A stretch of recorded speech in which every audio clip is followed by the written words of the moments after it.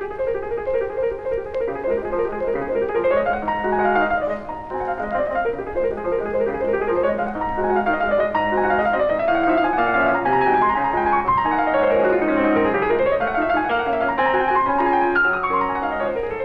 present Kenneth Williams, Derek Nimmo, Clement Freud, and Denise Coffey in just a minute.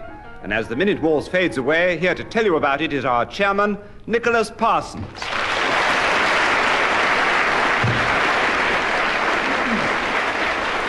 Thank you. Thank you very much, and welcome once again to Just a Minute. And once more, I'm going to ask our four panelists to try and speak for just a minute on some unlikely subject without hesitation, without repetition, and without deviating from the subject.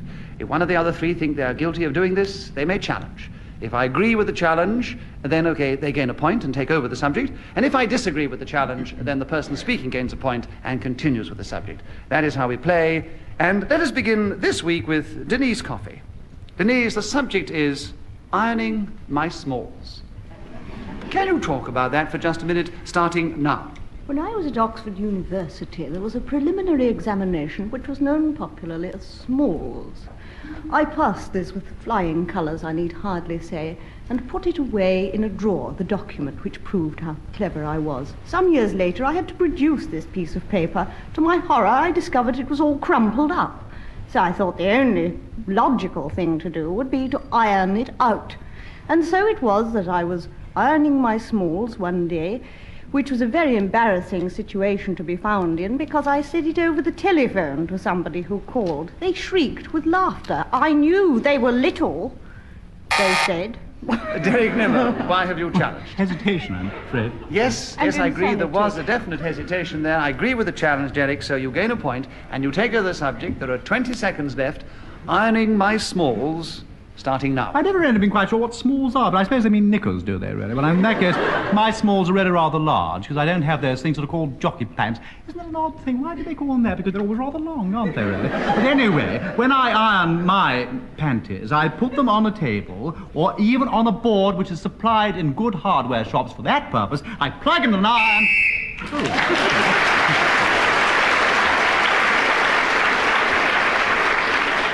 He plugs in an iron and the whistle goes. And that whistle tells us that 60 seconds is up, and whoever is speaking that moment gains an extra point. And this occasion it was Derek Nimmo, and at the end of that round he's the only person who scored any points.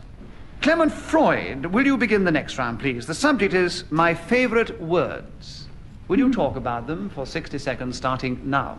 My favorite words are hot and wheelbarrow. I'll just repeat that. Hot and... Derek Nimmo, you've challenged. Repetition It's of the words on the thing. Oh, you're trying to be very clever and get me in a very difficult situation. You're Yes. allowed to repeat the words. You are allowed to Yes, repeat we're not. my favourite words, which is what is written in front of me. I maintain that you have repeated a word you should not repeat, which is hot, and so Derek Nimmo gains a point, and he takes over the subject with 51 seconds left. My favourite words starting now. Running, walking, beware, Clement Freud, nasty... Kenneth Williams, why have you challenged? Clement Freud couldn't be called a favourite word. It is somebody's name. Well, all I can say is I am not going to get in a personal situation between two people in the show. If you think Clement Freud should be a favourite word, will you cheer? And if you think he shouldn't be, will you boo? And will you all do it together now? I think the cheers got it, don't you? So, Derek Nimmo gains a point and keeps the subject with 47 seconds left. My favourite words starting now. Another selection from my favourite words would include rocking horse, merry-go-round, lamps, exit, gentleman with glasses, green pullover, blue vest, striped job, cow, moo, white hair. Running, jump. Kenneth Williams, why have you challenged? Hesitation. How Running. very difficult. Not hesitate. I don't think he quite Measured hesitated. He was pace. getting very, very close to hesitating, but he didn't quite hesitate. And so Derek Nimmo gains a point, and there are 24 seconds left for my favourite words starting now. The smoker's match. Scotland. Kenneth Williams, why have This you is challenged? deviation. You see, he's not really giving his favourite words. He's just picked up a matchbox and I quoted from. quite agree. He's not giving his favourite words. Very good challenge. I was waiting for that one, and I must explain to the listeners there's a kind of amusement before when he's going through words, because he was looking at the audience and reciting some of the, getting ideas from the clothes that they were wearing and the colour of their hair and things like that. But where the moo cow came in, I don't really know. So. Anyway, a good challenge by Kenneth Williams gains him a point and the subject, and there are 22 seconds left. My favourite words starting now. Most of my favourite words have got connotations which are comical, sometimes deeply affectionate. Things like lachrymose and things like... Denise Coffey, you've challenged. Repetition of things like... You're Yes, most ungallant, you are. Well, I think it's the other way round. A fellow must be gallant to a lady, really, you know, Kenneth. So there we are. We met. Gains a point and takes over the subject with 5 seconds left for my favourite words starting now. my favourite words are umbrageous, which means leafy and of the trees. Kenneth and his wife, you challenge. How can you say my favourite words and then say umbrageous, only one? Should Because not I'm alternate. ignorant and ill-educated and I'm trying my best.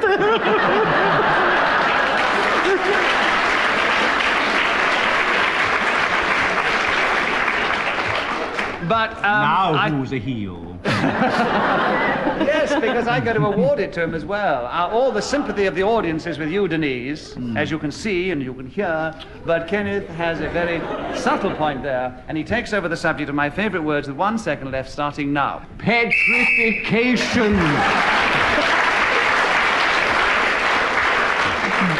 At the end of that round, Derek Nimmo has a very definite lead over Kenneth Williams. Denise Coffey is following, and Clement Freud is at the present moment in last place.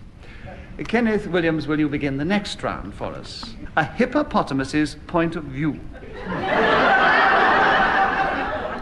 I think I'm going to have some problems on this one. All right, Kenneth, have you got the subject and a little thought about it, and will you start now? The hippopotamus point of view is, of necessity, rather limited, and frequently he suffers from a deep-rooted sense of inferiority. As the authority, Mr. Rudge, has it, when the elephant came and saw him and cried, "I say, look here, although giraffes are good for laughs, please send that chap away. His manners are disgusting, and his habits far from nice. We can't have tea with itty-bitty hippopotamus." Now, that, of course, could be taken as a comical analogy, but I would venture to suggest that a parallel may be found in human behaviour patterns, that animals very often, in exemplary ways, do show us, though the method be somewhat crafty, be somewhat underhand... Oh, I said somewhat twice. Clement Freud, you've challenged. Repetition. Yes, what a pity. He only had 2 seconds to complete another clear round. Oh, well.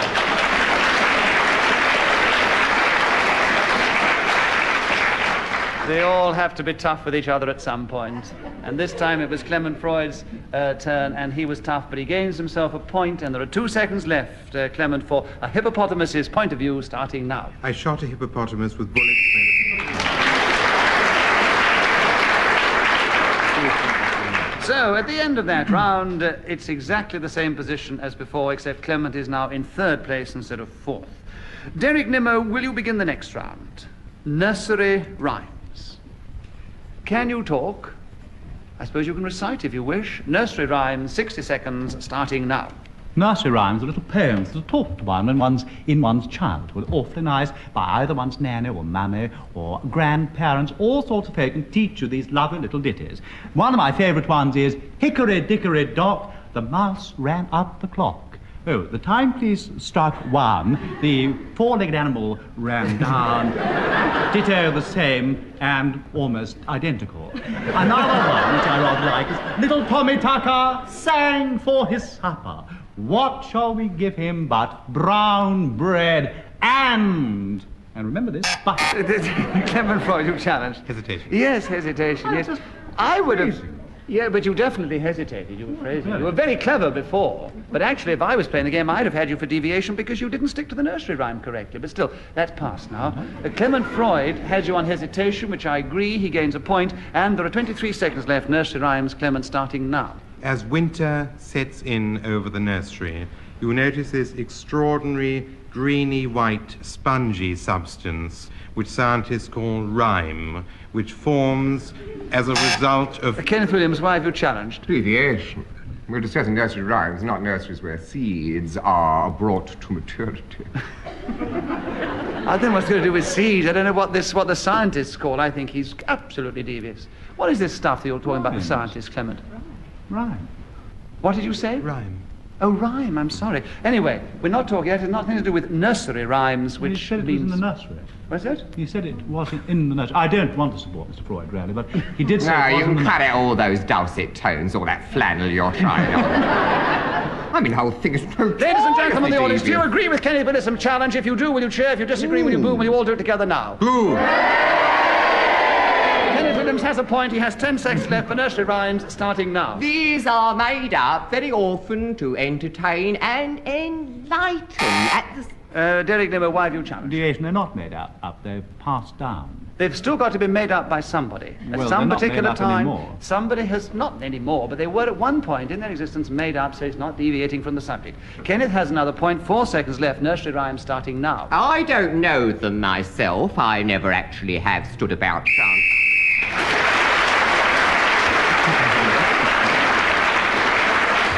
So, as Kenneth was speaking then when the whistle went, he now goes into the lead alongside Derek Nimmo. Clement Freud, it's your turn to begin. The subject is the shed in our garden. Can you talk about the shed in our garden for 60 seconds, starting now?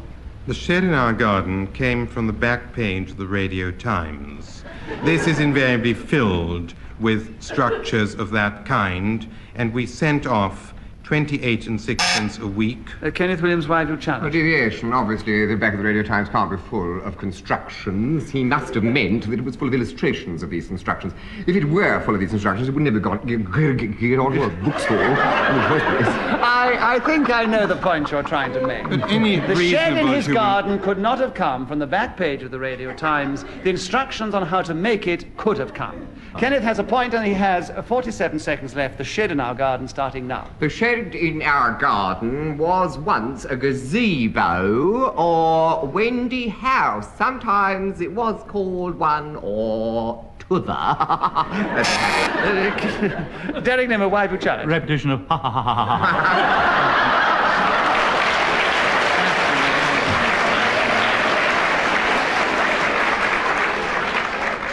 If you weren't in the lead, I'd give you 2 points. One for a good reply. But you just get 1 for the clever spotting of the repetition. There are 36 seconds left, Derek, for the shed in our garden starting now. The nearest garden to me is in the Royal Borough of Kensington, where I live, and is called Kensington Garden.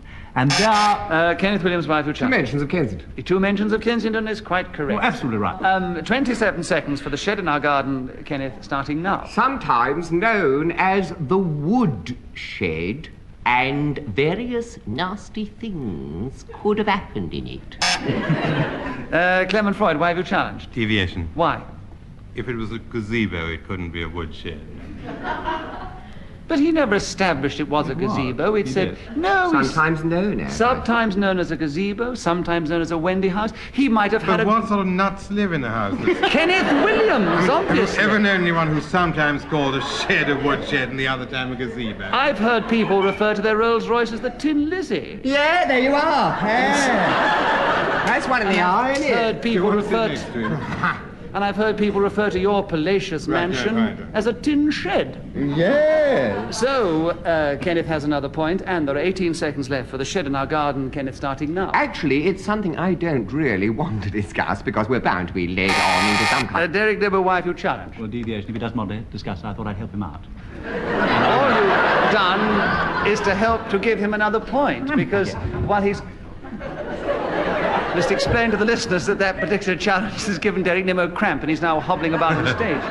Doctor in the house. Is there a doctor in the house? Yes, all right. Would he go home? It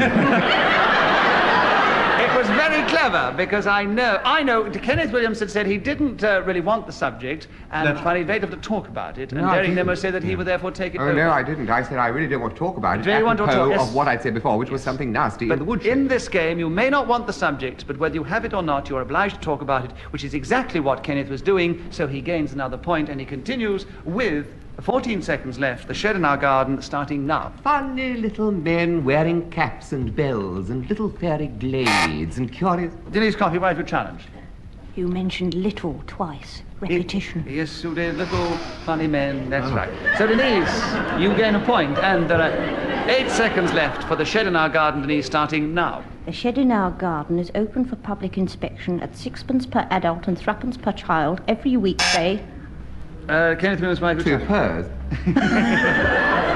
You purred a little bit too much, Denise, alas. So, Kenneth gets the subject back with another point, of course. 3 seconds left, starting now. Sometimes known as a lean-to, in which you can keep all your old rubbish.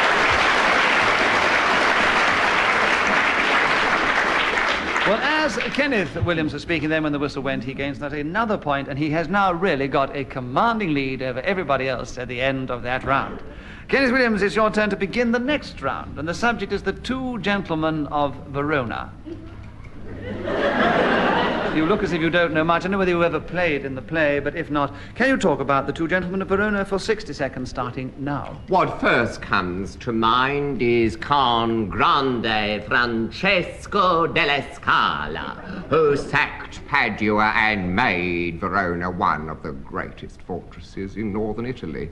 One of the others that comes to mind would be Paolo Veronese, the marvellous painter from that city whose canvas, The Rape of Europa, has delighted the eye of many an art connoisseur. Indeed, it's maintained in certain quarters that he foresaw or shadowed, so to speak, 18th century painting with his cool, mellow tones. Of course, the great protector there of Dante, the grand... Clement Freud, you've challenged. Why? Hesitation. Yes, I'm afraid there was. I still don't quite know what's all to do with the Two Gentlemen of They Verona. were both gentlemen of Verona. You were just talking about gentlemen who live in Verona or associate. Well, that's what it says in the Doesn't card, matter, Two doesn't matter. You Gentlemen didn't of get challenged about it. We loved it so much that nobody challenged you until you hesitated. And it was Clement Freud. 11 seconds left for you, Clement. Just Two Gentlemen of Verona, starting now. The Two Gentlemen of Verona were tremendously good friends, so much so that one of the ladies of Verona complained most bitterly about being neglected and having to spend all the time on her own.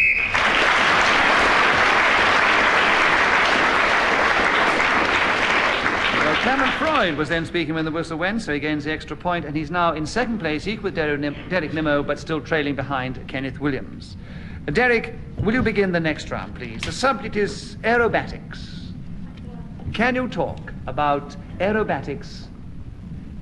I'm sorry, I've decided to change. Ian Messert has given me the wink. He said, Derek Nimmo, the subject for you has been changed. We'd like you to talk about Cramp. Can you talk about Cramp, Derek Nimmo, for 60 seconds, starting now? This is a most horrifying and awfully unpleasant thing that happens to one from time to time, frequently in the most embarrassing places and in the most awful situations as well. I mean, today I was sitting on this very stage by this charming girl, and all of a sudden, my right muscle in my right arm. Clement Freud, you've challenged.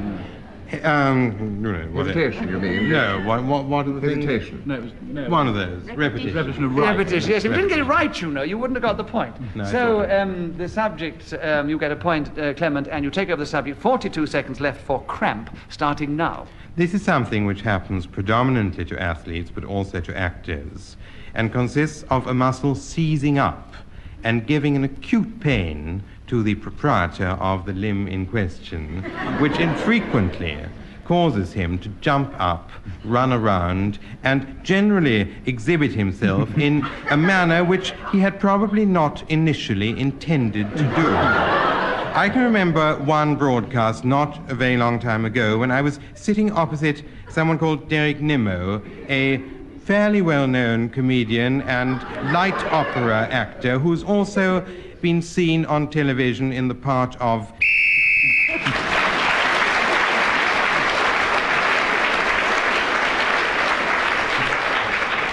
So Cramp brought Clement Freud further up, but he's still trailing a little behind Kenneth Williams, who's still in the lead. Denise Coffey, will you begin the next round? The subject is just music. Can you talk about music for 60 seconds starting now? In my opinion, music is the only truly international language humanity has ever evolved for itself. It was discovered very near the beginning of the dawn of time by a distant brontosaurus going, ah. A nearby caveman heard it and went, ah. A pterodactyl flying by went, ah.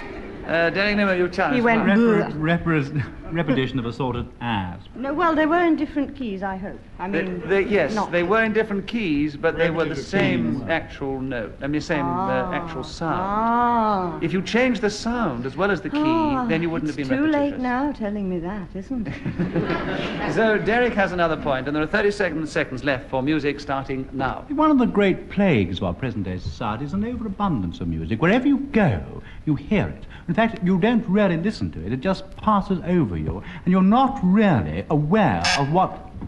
Clement Freud, why are you challenged? Repetition of really. It was really. Yes, there was, but it's a rather unfair challenge. But anyway, I've got to give it to you because it's accurate. Therefore, Clement, you have another point and 25 seconds left for music starting now. If music be the food of love, I don't understand why I keep writing recipes in magazines and broadcasting on how one prepares a Yorkshire pudding or seizes a Swiss roll in one's thumb, carefully nibbling around it so that the jam remains on the tip of the nose. Kenneth Williams, why are you challenged? Deviations may be very interesting about food, but it's nothing to do with music. The subject is music. We've departed from music. Yes, you're gone, one asks himself. Out the window. Out of the window is gone. Yes, he went with the jam roll out of the window. Yes. So I quite agree. He got off music very definitely, and he was well into food. And so I agree with you, Kenneth. You have another point. 6 seconds for music starting now. There is a genius who takes these sounds from the air, gives them form, symmetry, poetry, one might add, and becomes...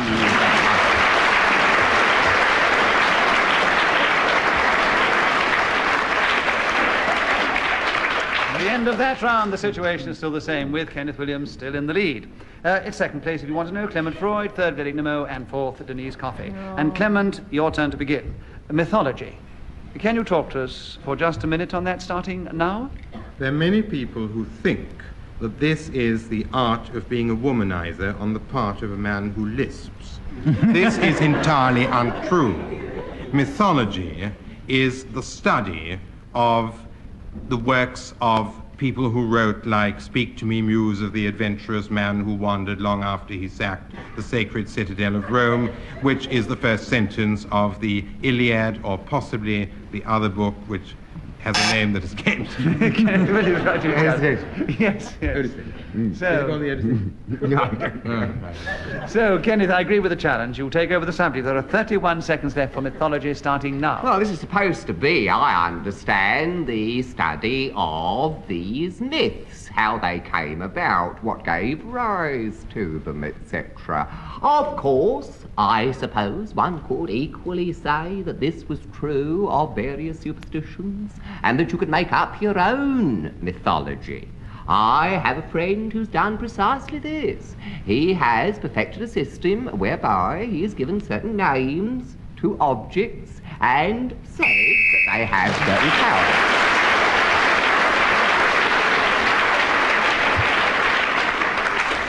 Well, that, I'm afraid, is all we have time for in this particular edition of Just a Minute.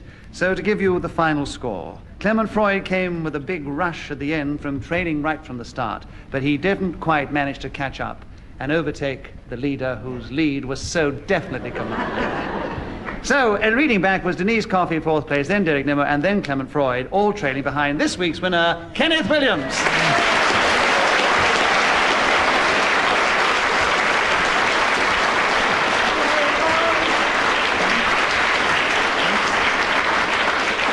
I've heard Kenneth say more than once, so lack-a-day, lack-a-day, yes, roo. lack-a-day roo, because I never used to win ever, did I? Yes, Never. and now My you've luck won. has changed, the wind 2 has weeks changed. running, Kenneth, you have won. Yes. Wonderful. I hope you'll come and join us again and be in this great form and show these others just how it's all Oh, well, done. let's do that, Nick. Believe me, I'm right behind you. Well, we do hope you've enjoyed this particular edition of Just a Minute, and from all of us here, goodbye.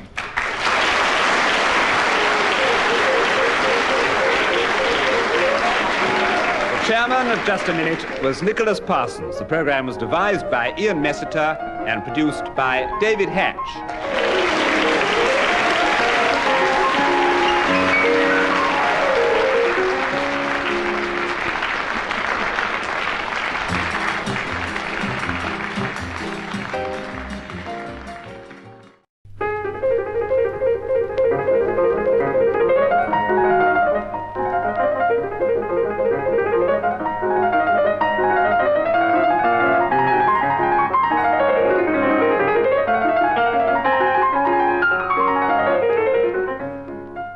Present Kenneth Williams, Derek Nimmo, Clement Freud, and Denise Coffey in Just a Minute.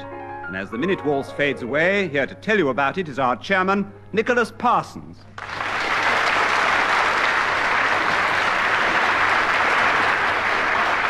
Thank you.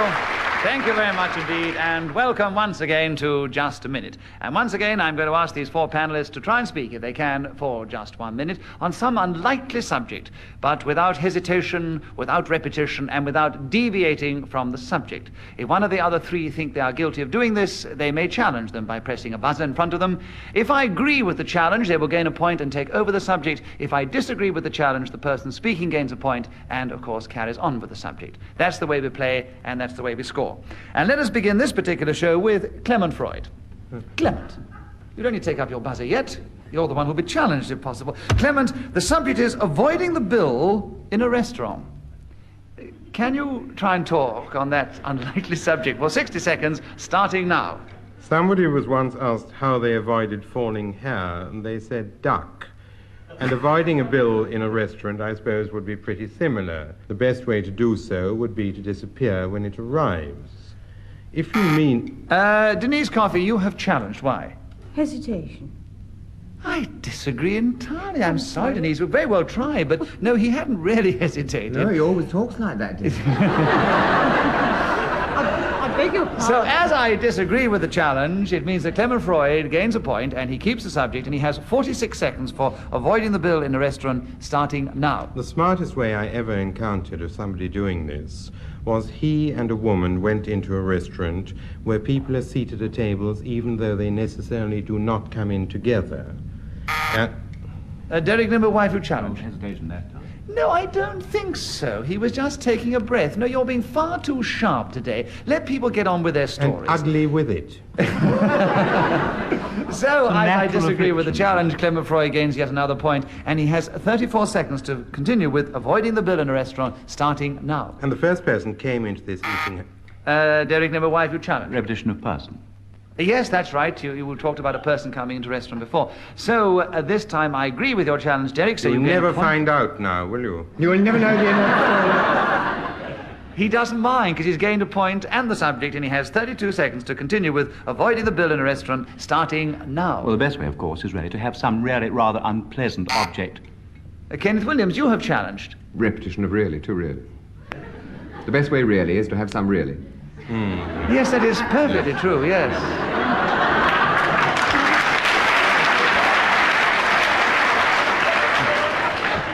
They are being very sharp already. We've only just started, my goodness me. All right, Kenneth, so you gain a point, because I agree with the challenge. You take over the subject. There are 27 seconds left for avoiding the bill in a restaurant, starting now. I always say, alas, no money have I about my person, nor do I seem to be carrying a checkbook. Is there a good Samaritan among us who will relieve me of this financial burden? And somebody full of sympathy always steps into the breach and says, Kenneth, allow me to pay for your provender. And so I leave the restaurant.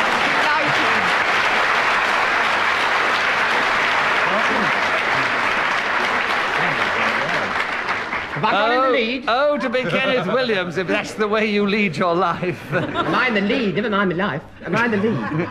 Just a minute, Kenneth, contain yourself, because I've got to explain. There may be somebody who hasn't heard the program before, and they would like to know that when the whistle goes, it tells us that 60 seconds is up, and whoever... Yes. Didn't you know that before, Clement? How do you then always manage to come in just before it goes? Anyway, whoever is speaking when the whistle goes gains an extra point. In this case, it was Kenneth Williams, so he now has 2 points at the end of that round. And Clement Freud has 2 points. Oh. And Derek has 1, and Denise is yet to score. Let us carry on. Kenneth Williams, will you begin the next round? The subject, yes. You will. Yes. You're raring to go. No. Marvellous. Leonardo da Vinci. That's slightly thrown you back on your heels, as they say, but 60 seconds starting now. I haven't the money to go to the Louvre in Paris. I think it's a very fine museum. Derek Nimmo has challenged you. I was just going to offer him a penny.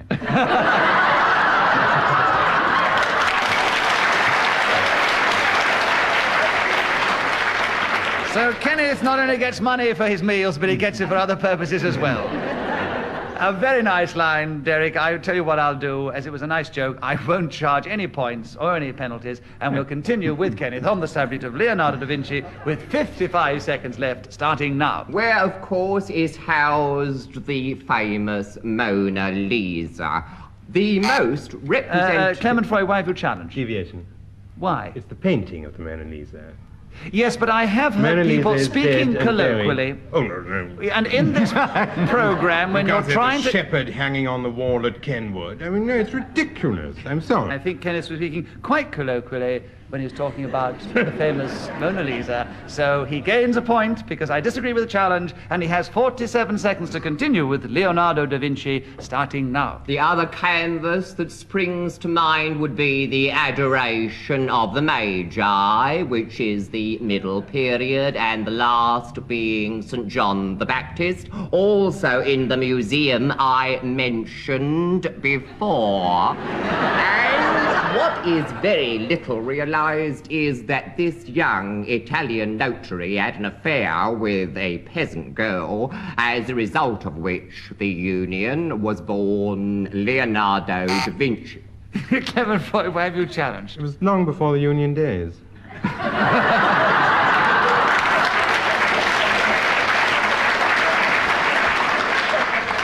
So how would you put it then?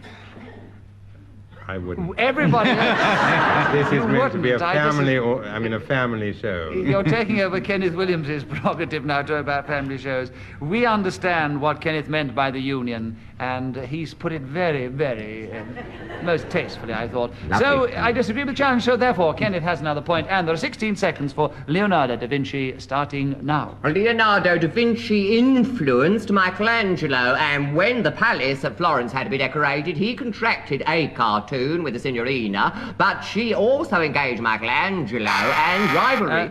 Clement Freud, why have you challenged? Reputation of Michelangelo. That's quite right, you did say... You're allowed, it's the title. No, Leonardo da Vinci. I was just getting going there, it's disgraceful. I have a good mind to withdraw.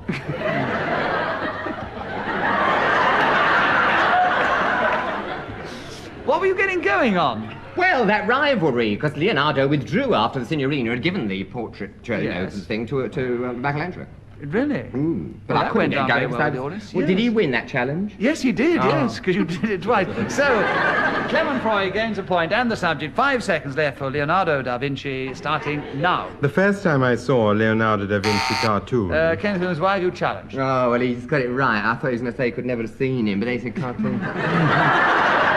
So Kenneth was being too keen, which means that Clement gets another point and continues for 3 seconds with Leonardo da Vinci, starting now. I didn't think it was at all funny. I looked at it most carefully.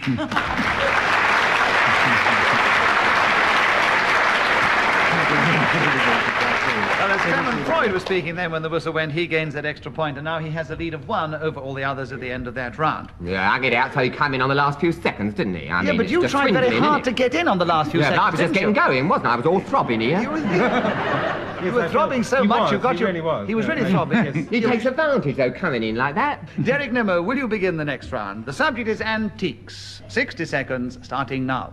One of the curious things about mankind is they rush out and buy things when they're very, very new, and then after having them for a little while, they discard them when they become old-fashioned, leaving them for future generations to come along somewhat later and buy them again and call them antiques. I'm rather keen on collecting antiques myself, particularly pottery and English porcelain. To have in one's hand a genuine piece of Dr. Wall Worcester, I think is one of the most exciting things that can happen to anybody. Bit of Prattware, perhaps, or Obadiah Sherritt, or the Brothers Wood, or maybe a piece of Bow. Oh, Clement, why have you challenged? You can't have all that in one hand.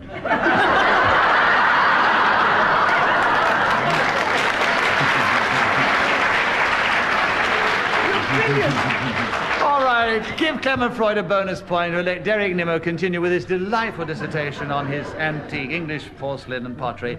Derek, you have 24 seconds left, starting now. In 1745, in Chelsea, the first factory was founded, soon to be followed one at the place I mentioned a moment ago, which was hard by. They were made with soft paste, unlike the Continental, which was of the hard variety. Then these factories went bankrupt, and a man called Dewsbury moved them to Derby, where the most beautiful and exquisite...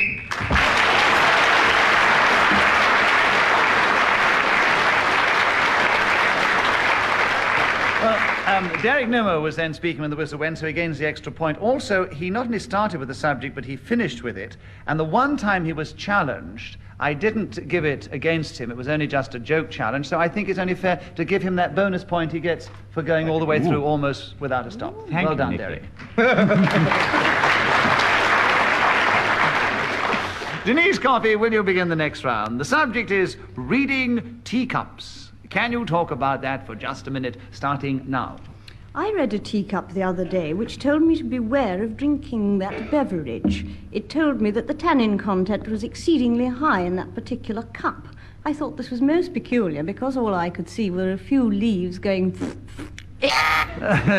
Clement Freud is challenged. It's a repetition of... Yes. I'm afraid there was. You've got to be careful, so you're going to get into trouble. I was under the impression I went...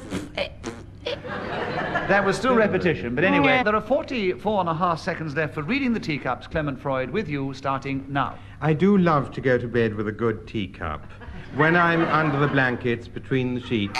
Kenneth Williams, why have you challenged? Deviation, obviously, you'll never read teacups beneath the sheets. That was all rubbish. He actually didn't say reading the teacups. He said, when I am beneath the sheets reading the teacups, that's what he said. No, he said he liked to go to bed with a good teacup, and when he was underneath the sheets, we didn't get any further than that. Except your... And you were very My keen. challenge was deviation, and the whole thing is extremely devious, and you know it. It may be extremely devious, and when we hear what he does with the teacups underneath the sheets, it may be even more devious.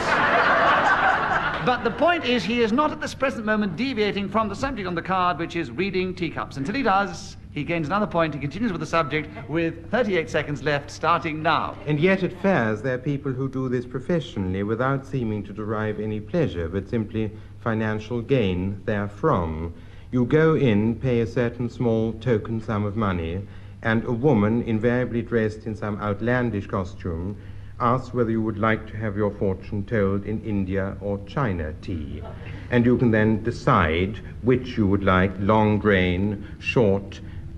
Kenneth Williams, your challenge. Hesitation. Yes, indeed, yes. He couldn't find another word for grain, could he? Well done, Kenneth. So you're right this time, you gain a point, and you have the subject with 12 seconds left, reading teacups, starting now. When the gypsy came to read the teacup, she made me feel so gay, for she said that someone in the tea room would steal my heart away. That was first...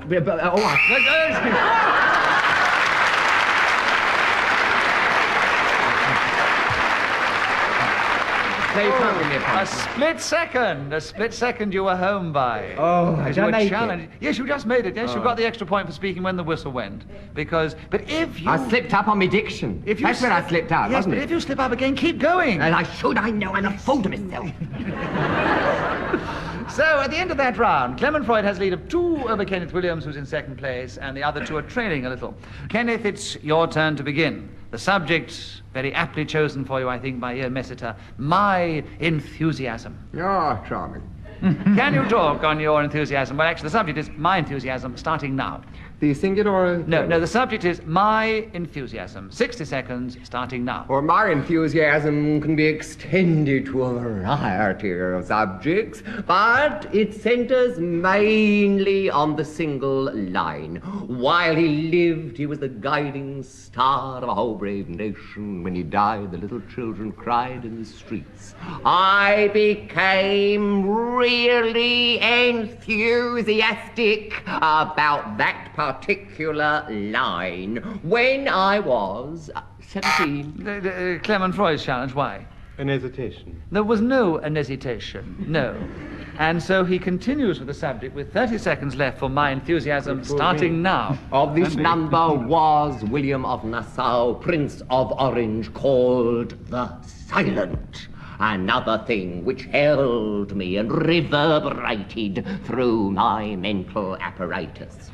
Then I became terribly aware of the gouache, the technique of so stripping of the canvas that there is almost a relievo or Italio effect. Indeed, Leonardo da Vinci does this out of straight legs.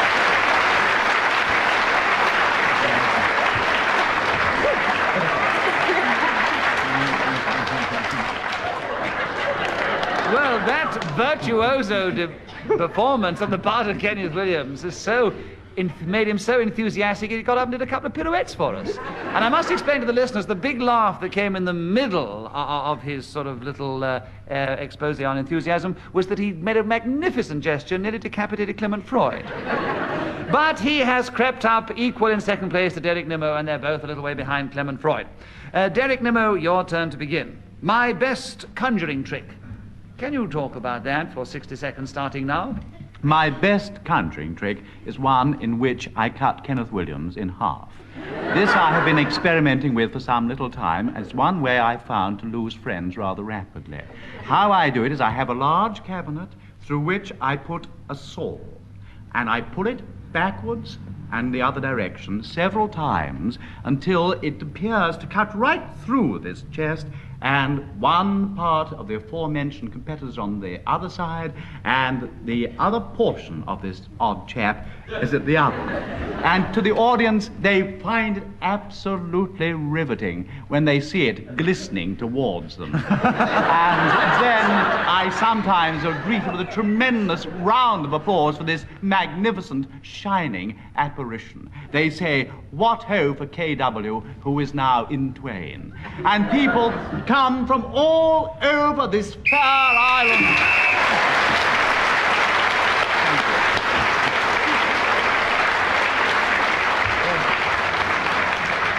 Well done, Derek. It's your day today. He started with a subject, he finished with a subject, he cut Kenneth Williams in half, and he didn't even have time to put him together again. He deserved that extra bonus point for keeping going without being interrupted. Denise Coffey, your turn to begin. Subject, Knickerbocker Glories. Plural? I beg your pardon? Sorry. Are there more than one of them? I mean, yes, the subject is Knickerbocker Glories. That's the title on the card. Can you try and talk on that unlikely subject for 60 seconds, starting now? How strange I should be asked to speak about Knickerbocker Glories, ladies and gentlemen, because it happens to be my favourite food in the singular. However, you must be very careful if you go into a high-class ice cream parlour in asking for... Oh, Derek Nimmo, you child. Sorry, a rather gallant... Yes, ungallant. I retract it. You're right, you retracted it. Good. So Denise Coffey has another point, and she has 46 seconds to continue with Knickerbocker Glories, starting now. When Derek Nimmo and I go into a high-class ice cream parlour... Derek Nimmo, why have you challenged? Well, she did say high-class Yes. twice. I also said ice cream parlour twice. That's what comes of being a creep, you see. Does you no good, does it? Yes, once you've been stopped, Denise, it's very difficult to get going again sometimes. 42 seconds for you, Derek, to take over Knickerbocker Glories, starting now. I have the most wonderful Norfolk gag which I wear over my knickerbockers, and they're known to all my friends throughout this land as my Knickerbocker Glories. And every time I go out with my gun, shooting at the peasant on the grass, they say, "What ho, here comes Nimmo, out again in..." Denise Coffey's challenge, you're right. Repetition of all those people saying, "What ho, here comes Nimmo again." What was repetitious about it? Well, he said they kept saying it.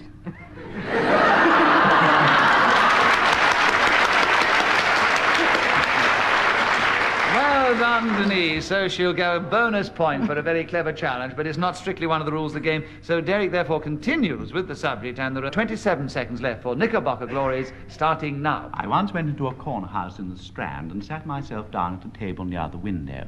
When a waitress came alongside, I said, "Please, madam, would you be so kind?" Clement Freud, why have you challenged? Deviation. Why? If you sit near a window, how can a waitress come alongside? She can come along the other side where the window isn't. No, he definitely meant the window side. No. She can come alongside the table quite easily. So Derek Nimmo has another point. 18 seconds left for Knickerbocker Glories, Derek, starting now. The great chef at the Savoy, Mr. Trompetto, once showed me how to make one of these delicious Sunday cocktails. Kenneth Williams, why have you challenged? Hesitation. No, there was no hesitation, Kenneth. No, you've hesitated. Deviation, then we've shot over from the corner house and this waitress to the Savoy. Well, if you get interrupted, it's very difficult to continue. It's best to start again on something else, which Derek's doing. So he's now gone to the Savoy. He's lifted the tone a little. Why not? 11 and a half seconds left, Derek, with another point to you. Knickerbocker Glories, starting now. Sitting in Gleneagles Hotel, midway between Carlton Spa, I there had the best Knickerbocker glory of the whole of my life. It was served to me on a silver tray by a magnificent Highlander.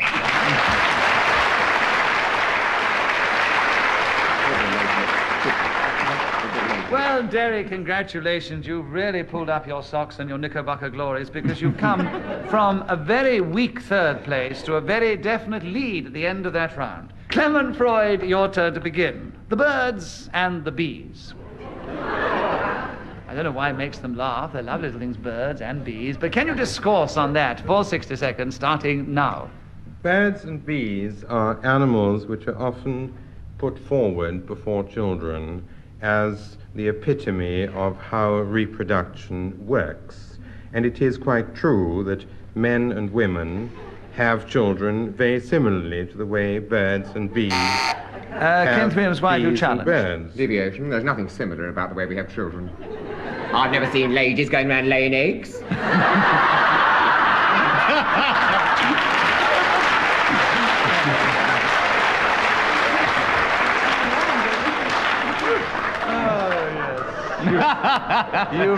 You've seen them stinging people. Yeah. Well, you really yoked him this time, haven't you? I quite agree. A point to you, Kenneth, and the subject, and 42 seconds left. The birds and the bees starting now. Oh, I don't want it. So Clement Freud challenged first. And Deviation. From the theme of the birds and the bees, I don't want it. That's quite right. Why didn't you just say hesitation? It makes my decisions so much easier. I don't want it has got nothing to do with being devious from the birds and the bees. He might talk about the birds and the bees and say, I don't want it. It's perfectly legitimate. It makes sense to me, yes. So Kenneth Williams has another point, and there are 39 seconds left for the birds and the bees, starting now. Well, they fly about in the air, and they also pollinate things going up. Clement Freud, why have you challenged? Because birds don't pollinate. Bees do. Birds and the bees on the card. Birds do. The birds don't pollinate and the bees do. It's a very difficult situation, isn't it, to judge? All right, audience, do you agree with Clement Freud's challenge? And cheer if you do. And if you disagree with this challenge, will you boo? And will you all do it together now? A draw. Kenneth Williams continues with the subject. No points scored. 32 seconds left, Kenneth. The birds and the bees starting now. This dust they distribute sometimes. Clement Freud, why have you challenged? Birds don't distribute dust. I have seen birds picking up little bits of dust to build their nest, and they sometimes drop it on the way, which is very a distributive process. So Kenneth Williams has another point, and there are 28 seconds left for the birds and the bees, starting now. A lady found in Clement Holland. Freud has challenged again. I want Kenneth Williams to have another point. He's got another point. There are 27 seconds left. Kenneth, for the birds and the bees, starting now. The larks in Holland Park made a nest out of straws and tissue, which they stuffed in the lattice work, and a lady found it and sent it to the Times and said, people said to her, where'd you get that lovely lampshade? No, bird's nest, dear. They made it out of these drinking straws. Derek Nimmo, why have you challenged? Repetition of bird's nest. That's right, yes, you've had more than one bird's nest. So Derek takes over the subject. There are 12 seconds left for the birds and the bees, starting now. I particularly like the jolly old honeybee. How nice it is to be in a meadow in June and see him flying around from clover leaf to lovely bits of foxglove, popping in his little nose, peeping around, coming out all yellow, flying on to the heart.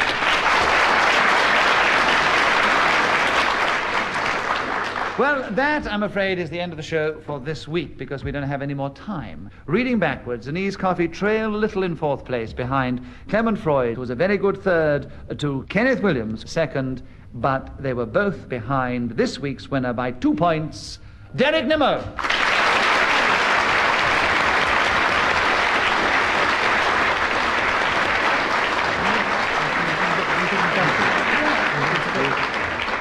I'm sorry, I'm afraid that's all we have time for this week. We do hope you've enjoyed this particular edition of Just a Minute, and from all of us here, goodbye.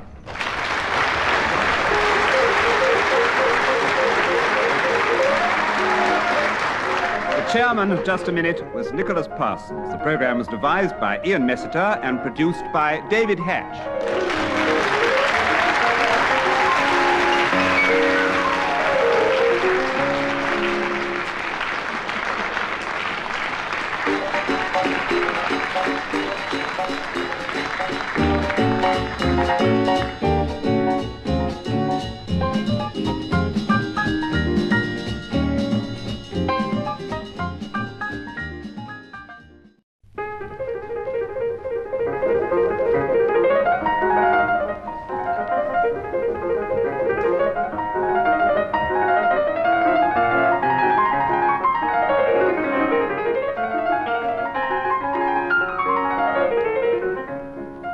We present Kenneth Williams, Derek Nimmo, Clement Freud, and Denise Coffey in Just a Minute. And as the minute waltz fades away, here to tell you about it is our chairman, Nicholas Parsons.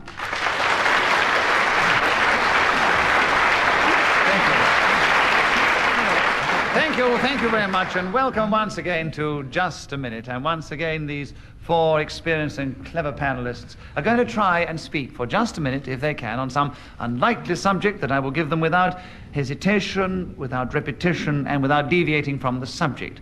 That's the way we play, and that's the way we score. And let us begin this week with Kenneth Williams. Kenneth, the subject is thrills. You've given us so many of them in your time. Maybe you can give us another one now. But can you talk about it for 60 seconds, starting now? The first thing that comes to my mind is the roller coaster. Oh, what a thrill that is for me to go careering down the incline. I don't much care for the up bit, but when it comes down, oh, my stomach goes right. I cry out. Derek Nimmo has challenged you. The repetition of assorted O's and O's. There's a repetition of noise. A repetition of, well, he did an O earlier on, he did another O. You thought they were exactly the same O, did you? There were several that were the same. I would have thought they were entirely different. They were all very embarrassing, and I think they were different sounds. After all, you can always say have a repetition of sound like a repetition of speech. So, Kenneth, it's a difficult one to judge, but I give you the benefit of the doubt. You gain a point, because I disagree with the challenge, and you keep the subject with 40 seconds left for thrills starting now. And the thrill of sitting in that darkened auditorium when the favourite screen star appears. Lovely Marlena, or that old boy I frequently referred to as Fox Trot. Ah, I see mystery. I see you. Clement Freud, you've challenged. Repetition. Of what? I see. I quite agree. You gain a point, and the subject. Thrills. I should explain that that Kenneth Williams is trying to give Clement Freud a thrill at this particular moment by putting his arm around him. But in spite of that, Clement will try and continue for 19 seconds, starting now. The most beautiful and touching thrill is, quite frankly, to have Kenneth Williams as close as I have him at this moment. The feel of those gabardine trousers against... Oh, Derek Nimmo has challenged. Why? Absolute deviation. You've never sat next to Kenneth Williams, so perhaps you don't know. I have. Look, it's whatever Absolute turns you on, deviation. so you leave it. You see, however much you may feel this is a devious thought, a devious idea, and a very devious for the programme, he has not yet deviated from the subject on the card, which is thrills. So, as I have to disagree with the challenge, Clement Freud gains another point, and there are 10 seconds left for thrills, Clement, starting now. Slowly she crept down the passage with a chopper. Would it be the nun or the housekeeper, said the butler, quietly to the chambermaid. Neither!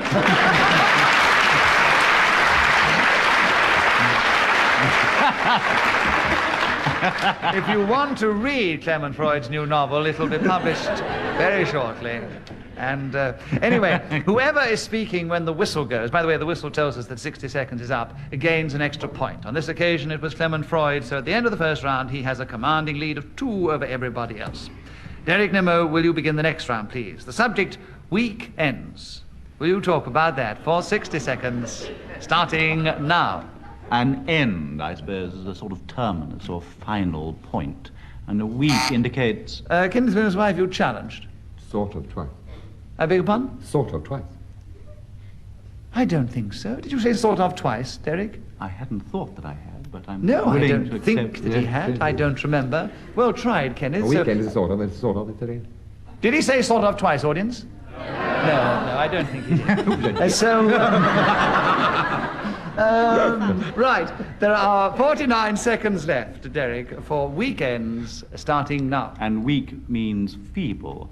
Of course, it's one of the few words, if you think about it, really, that the French haven't got a better one for, because they have to call theirs la weekend, which I think is tremendous. Clement Freud, why are you challenged? Deviation. Why? It's called le weekend. You're quite right, it is le weekend, not la. They make it a very masculine pursuit to take someone away for the weekend. Perhaps that's it. Anyway, Clement, I agree with your challenge. You'll gain a point, therefore, and there are 38 seconds... No. There are 43 seconds left for weekends starting now. And even now at 25, he has to work to keep alive. Yes, all day long from 10 to 4 for half the week or even more, with but an hour or 2 to spend at luncheon with a city friend. This is probably the worst thing can happen to anybody. Thursday to Monday, nothing but pure enjoyment, pheasant shooting, hunting, running behind the hounds, skating over thin ice, racing after the neighbor's wife and her daughters, not to mention her Labrador. Kenneth Williams, why have you challenged? I'm totally bewildered, surely. I think Clement Freud is pretty bewildered as well. I mean, What's it got to do with weekend? It's all the week he was talking about. Thursday, Friday, chase with the neighbours. I thought it was a bit devious when he brought the Labrador in, I must say. Yeah. that was So- on Sunday. That was on Sunday. Well, all right. As he's gone a bit too far with his weekend, I think we'll give you the benefit of the doubt and say that you have a point and the subject of weekends. 10.5 seconds left, Kenneth, starting now. Everyone packs their bags and their picnic hampers and off they go. Derek Nimmo, you've challenged. Why? Well, I don't, so it's devious.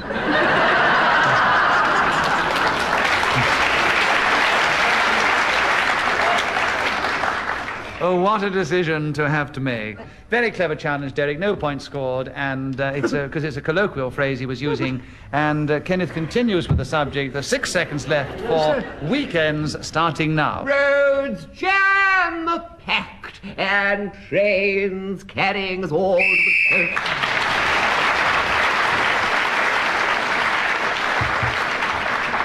So, Kenneth was squeaking then when the whistle went, so he gains that extra point. He's 1 point behind the leader at this present moment, who is still Clement Freud. Kenneth Williams, your turn to begin. Cant. That is the subject. Can you talk about it for 60 seconds, starting now? Well, I suppose if someone came up to you and gave you a great homily about think well of your neighbor and you will live a good little life and Rolling Stones and they'll gather no moss and all that sort of old rubbish, you could say, what a load of cant. On the other hand, it does have connections with Piety Falls And religious false. Religion, one might say, Derek Nimmo, you've challenged. Why? Repetition of false. Yes, you said false twice, I'm afraid. So, Derek, you gain a point, and the subject, and 35 seconds left for Cant, starting now. Now, actually, when I was small, was taught to rhyme, and I could never say canter properly, and I always used to call it cant, which is a rather curious thing to do, but it just so happened to me. And the canter... Clement Freud, you've challenged. Why? Hesitation. No, he was going so fast Oh, that was when he? he caught his breath, it sounded as if he was wasn't hesitating. No. I see, I'm sorry. You're in a very mocking mood today, Clement. No. Yes, definitely. Derek, you gain another point, and there are 26 seconds left for Cant, starting now. Well, the Canterbury trot was the slow, easy movement of horses which was used by the pilgrims on the way to the cathedral of that name, where I suppose they might have heard a lot of cant if they had not been very careful, I'm afraid, because sometimes even... Clement Freud, why have you challenged? Repetition of afraid. Yes, you've been afraid more than once in your participation. And so, Clement, you gain another point. There are 14 seconds left for Cant, starting now. There are many parts of the country in which this word is actually the opposite of can. You go up to a chap and say, I wonder whether you'd be good enough to hold on to my horse while I go into the grocer's shop to buy 1.5 pounds of raspberry. And the man says, I can.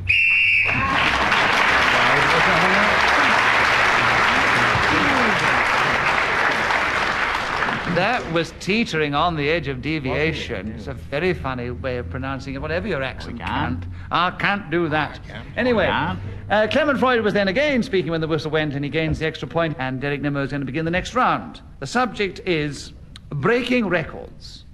Can you talk to us about that, Derek, for 60 seconds, starting now? Of course, this is really the most tremendous fun, isn't it? You see, you go into your nearest record shop, you go over to a pile of 78s, pick them up in the air and go smash over the proprietor's head, and they get so surprised. Mind you, I went in the other day and I said, could I have an LP of The Sound of Music? And the man said, certainly, and I paid him for it. I went outside and I threw it on the floor with a tremendous bang, and he looked at me and he said, why did you do that? And I said, well, I didn't see the film, did you? And he said, no. He said, why do you ask me that? I said, I have no idea, but it fills in a minute. And so... Clement Freud, why do you challenge? Deviation. Why?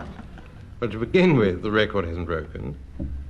It was an LP of The Sound of Music, which is Yes. not made of a breakable substance. Oh, it's true, yes, it's true. It's brilliant. Yes, it won't break because you've got to melt it down, haven't you? That's right, yes. So, Clement, you gain another point, and there are 32 seconds left for breaking records, starting now. The record that I would most like to break is mounting the Empire State Building by the service staircase. This is held at the moment by the Swedish Langlauf team returning from the 1936 Olympic Games in Vancouver. And I thought, when I looked at records that I might be able to break, this was one that I might achieve. And I therefore requested the guardian of the building situated on 5th Avenue and 54th Street. Derek Nimmo, why have you challenged? Repetition of building, Empire State Building, repetition, and then... That's right, yes, we've had building more than once. Well done, Derek, you gain another point, and there are 3 seconds left for breaking records, starting now. I'd like to run the slowest mile of the year. Then I would...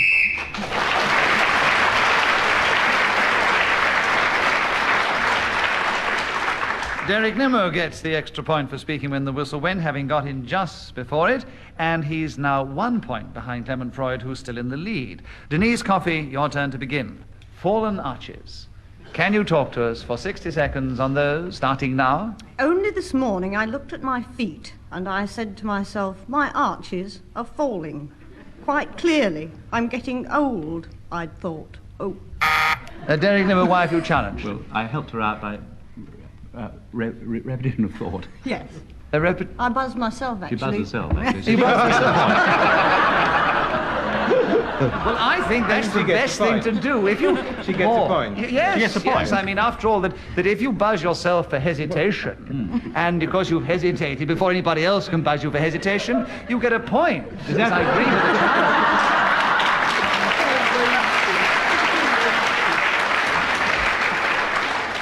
Is that your considered ruling?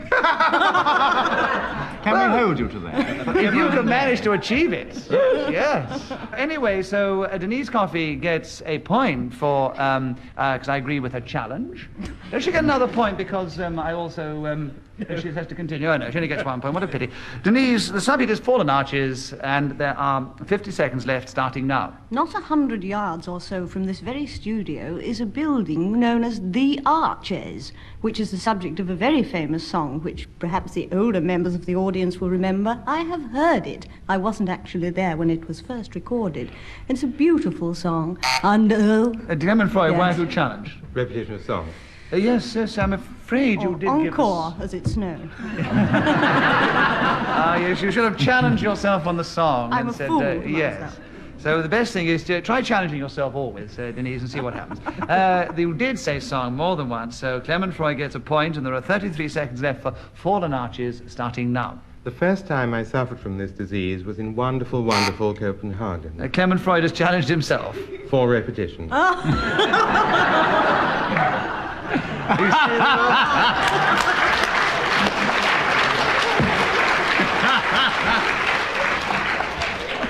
Well done, Clement Freud. But I only give... pack up this I only give bonus points to the ladies when they challenge themselves.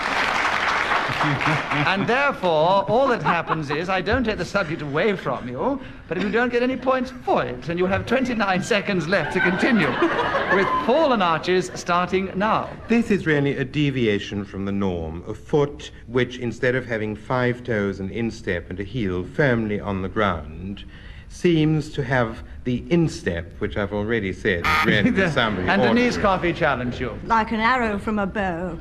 Repetition. Yes. Like thank in you. first gear, I mean. Yes. Yeah. So your arrow gained you a point to Denise, and you have 16 and a half seconds to continue with your Fallen Arches, starting now.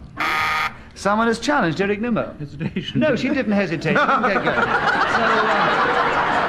And the Mester hadn't even started the clock. There are 11 seconds left for you to continue, Denise, with Fallen Arches, starting now.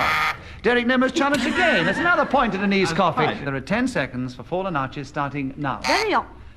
Clement Freud. It's repetition of that hesitation again. In other words, you decided that you should give her a point as well, which is quite ungallant because it's drawing attention to the fact that she is now well in the game and quite likely to win any minute if you keep this up. There are 9 seconds left now, Denise. If you keep this up, you'll probably win, because if you get 1 second every point, you see. 9 seconds for Fallen Arches, Denise. Starting now. There is a cafe known as Archie's, or Arches, as the local people call it, where you can buy exceedingly fine buns, but unfortunately, the gentleman who owns...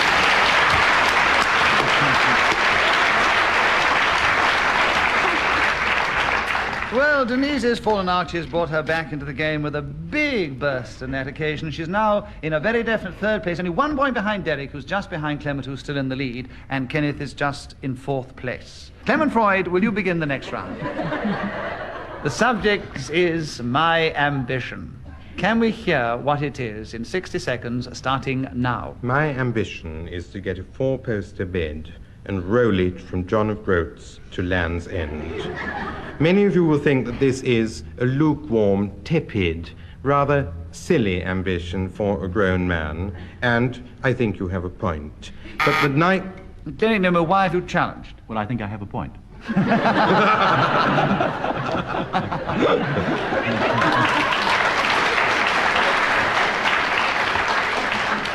He didn't mean that kind of point, so all I'd say is very nice, very well tried, but no points scored, because we can't when someone says he has a point. Clement continues with the subject, 42 seconds left. My ambition starting now. And so my ambition is to take it via Wick, down to Aberdeen, and then Edinburgh, Berwick upon Tweed, Newcastle, and down along... Derek Nimmo's challenge. Repetition of down. Yes, you've gone too far down, I'm afraid. Derek, you gain a point, and you have 29 seconds left for My Ambition starting now. My ambition is to roll Kenneth challenged. Yes, there was a definite hesitation. He thought of his ambition and he came to a full stop.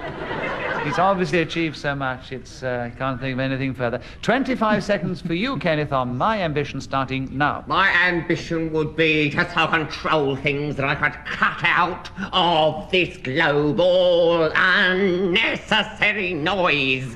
There's far too much of it about, and I scream and cry in the night. Oh, where is the peace my sequestering soul is needing? And if it were in my power to grant that, I would take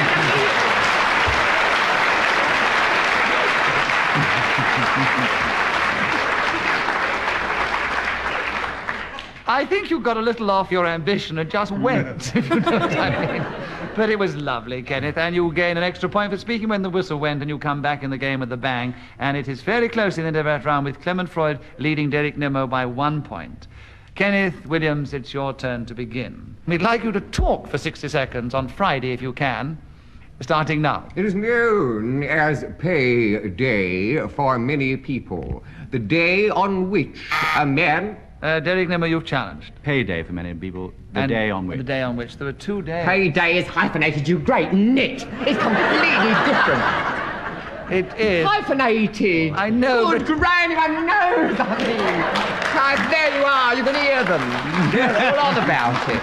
But basically, I can darling. only judge on what we hear, so I give you benefit of the doubt when it's a colloquial phrase you use, and therefore we cannot get literary and say, because it's a hyphenated word, it is not repetitious. Derek Nimmo, I agree with your challenge. You gain a point, and there are 53 seconds left for Friday, starting now. Friday is named after a lady called Frigg, who was married to Odin, one of those other strange Nordic gods and goddesses. Now, I would like to tell you what it is called in the theatre. It's called the one on which... Clement Freud, why have you challenged? Repetition. Of what? Called. You're perfectly correct, and you gain a point, and there are 41 seconds left for Friday, Clement, starting now. During the holidays, we get up very early on Friday, and we go out fishing for eel. Now, this we do on Friday because my wife is a Catholic, and therefore the children can only eat fish. Derek Nimmo, you've challenged twice. Well, in the Pope's encyclical, he allowed Catholics to eat... Exactly, yes, that's true. Indeed, come out of that. Yes, I was speaking Sorry, Clement. I was in the past tense. What did you say? You said that... It was a very favourite day of the week because we used to go out and... No, you said it is a very favourite day of the week. No. And we go on the holidays, you said, and we go out, and because she is a good Catholic, she always has fish. No, she's no longer a Catholic, you see. Is that cruelty? I'm not going to let you get away with that. Encyclical. If you can change your wife's religion for the sake of gaining a point, No. I am not going to allow that. Phone her. Nick, phone her. Bring her. I'm going to let Derek Nimmo have a point on that, and there are 17 seconds left for Friday, Derek, starting now. This time last Friday, I was staying on the island of Schooner in the Inner Hebrides, a most beautiful strip of land 3 miles by 1.5. Kenneth Williams' wife, you challenge. Yes, and somebody's Friday, not a beautiful strip of land. We're not interested in geography. Nothing to do with it. Friday is the subject. I think those strips of land, dear. Strips of land. Kenneth. Friday. Kenneth. Friday. Yes, last Friday he was on this beautiful strip of land. So Derek Nimmo has another point, and there are 2 seconds left for Friday, Derek, starting now. When the ghost walks is a term used in this.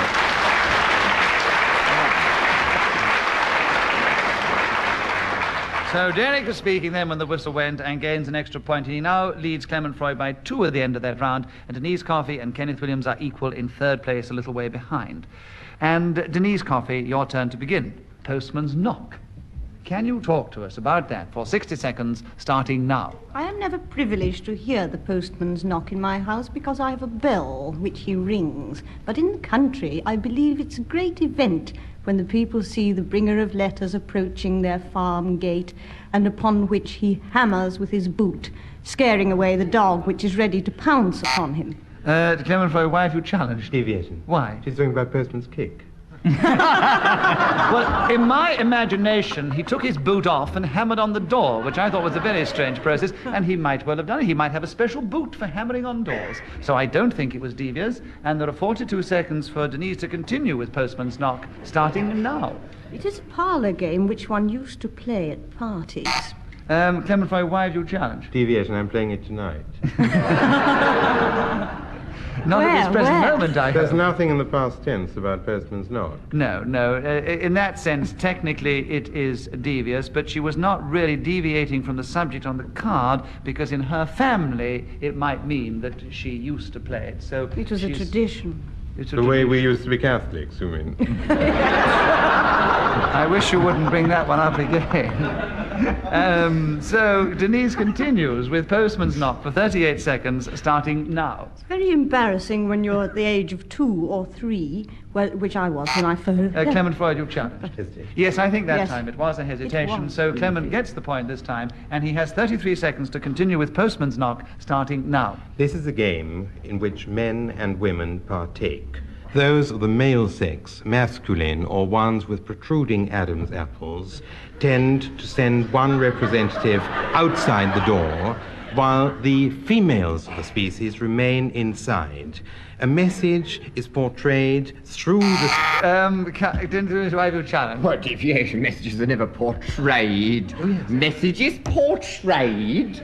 Conveyed they can be. Messages portrayed. Where Just were they a ever minute, portrayed? Kenneth. Don't go on, please.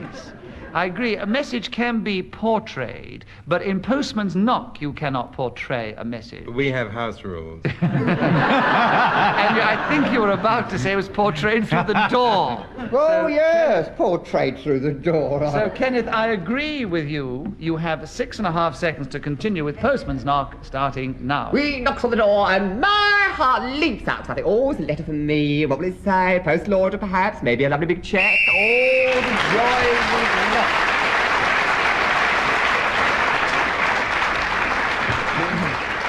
Well, that, I'm afraid, is all we have time for in this particular edition of Just a Minute. So let me give you the final score. In second place, equal were Denise Coffey and Kenneth Williams. And I think a very, very fair result. They were both second to two joint winners, our two great exponents of the game, Clement Freud and Derek Nimmo, who were absolutely equal winners.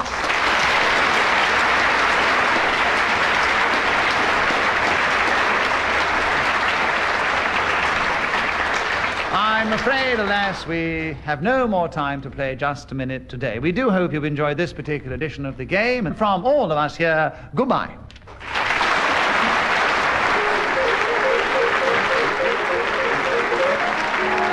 The chairman of Just a Minute was Nicholas Parsons. The program was devised by Ian Messiter and produced by David Hatch.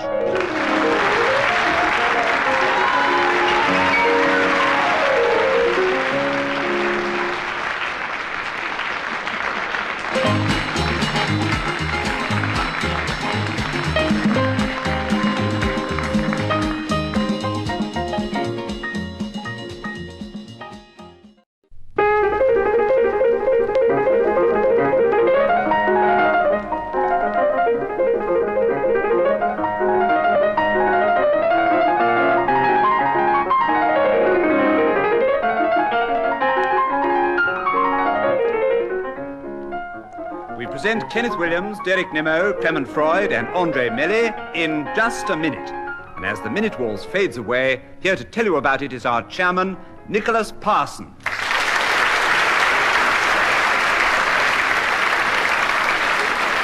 Thank you.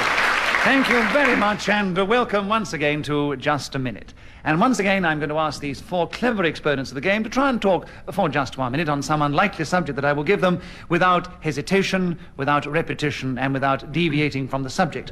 If one of the other three think he's guilty or she is guilty of doing this, they may challenge by pressing a buzzer which they have in their hand. If I agree with the challenge, they will gain a point and take over the subject. If I disagree with the challenge, whoever is speaking will gain a point and keep the subject and continue. That is the way we play, and that's the way we score. And let us begin the show this week with Andre Melly. Andre, the subject is admirable virtues. Can you talk about admirable virtues for 60 seconds, starting now? The virtue that I think is most admirable is moral courage. That is, if you are a woman and invited to appear on Just a Minute, and you have the guts to stand up to Kenneth Williams, Clement Freud... Derek Nimmo, why have you challenged? She's sitting down.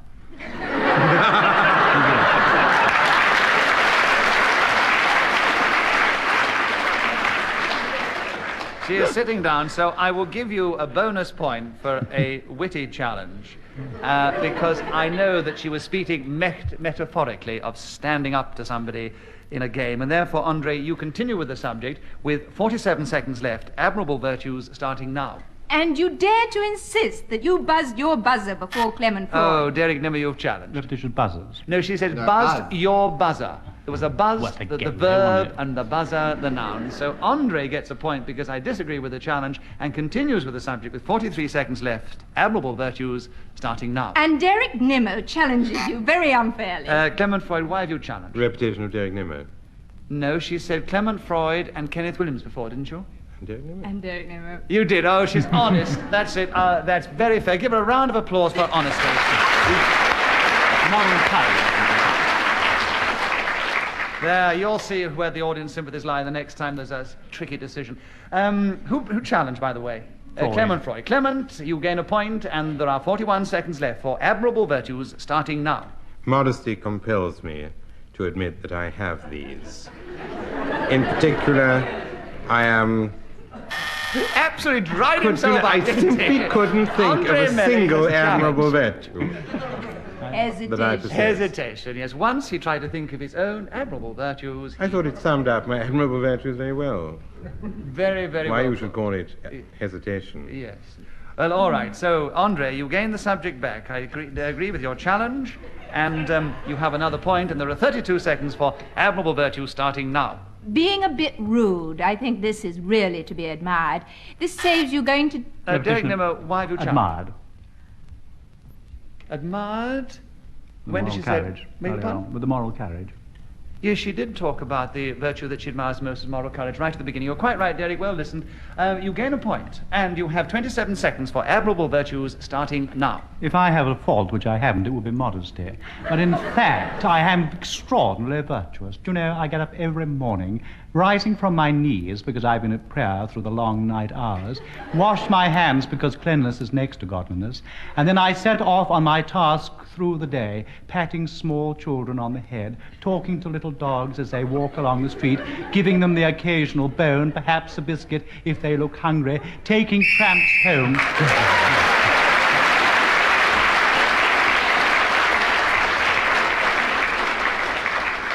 That touching and moving, and I'm surely totally incorrect description of yourself gains you not only 1 point for the subject, but another bonus point because you were speaking when the whistle went, Derek, and you now are the leader. Kenneth Williams, it is your turn to begin, and I'm delighted we're going to hear from you. Yes, so am I. I've been waiting for hours. And I think Ian Messert has thought up a subject specially for you. Ah. It's sex appeal. You've gone a bit cold. No, I'm fine. Oh, good, good. I'm sure you can go magnificently on this subject. Just think about yourself, Kenneth, and talk for 60 seconds on sex appeal starting now. Well, this is almost impossible to define because it depends largely on your proclivities. What you find exciting in the way of sex. I think the best way is to define by example, i.e. I have sex appeal.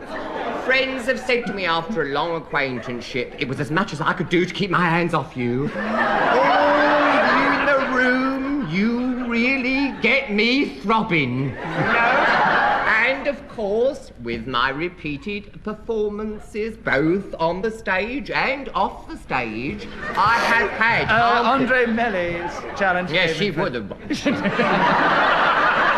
So he plays the game to score, that's what she does. What do you play for, Kenneth? No, I play to entertain. I'm interested in scoring. No, I'll give it all the points. I'll give them away. I'm not bothered. No. Well, anyway, Andre challenge. Andre? Well, it was repeated performances. So it was repetition. No, On and off the he stage. wasn't. He repeated the word stage, but not the word performance. Repeated performances on and off the stage. It's a sort of... Yes, but repeated performances is not being repetitious. The word stage was repetitious. You said repeated performances. He didn't repeat that word. Repeated. It's... Yes, but that's a phrase. It's not repeating the word, which is the way we play the game. Oh, he well, repeated the word stage twice, and that would be repetition. So, Kenneth, you have a point, and you keep the subject. And there are 20 seconds left for sex appeal starting now. Throughout the age. Clement Freud, you've challenged. He's not playing it for points. I am. And all that happens is you're given a point to Kenneth Williams. Oh. They're just such a great mouth. Go on. Kenneth keeps the subject, and there are 18 seconds left for sex appeal starting now. Many people have associated this with the hirsute, and they've said if you're airy, you've got it. People will come after you. And the same thing, of course, does apply with Samson and Delilah, because she is reputed to have cut it off with the idea...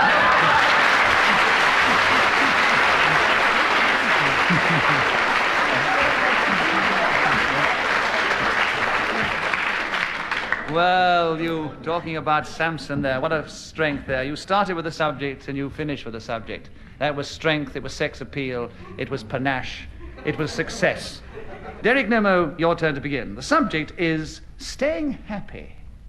Can you tell us about staying happy in just 60 seconds, starting now? Well, of course, that was the part I first played when I was in Snow White and the Seven Dwarfs. And ever since then, I've wanted to perform in exactly the same role, because staying happy seems to me to be the most pleasant part in that particular show.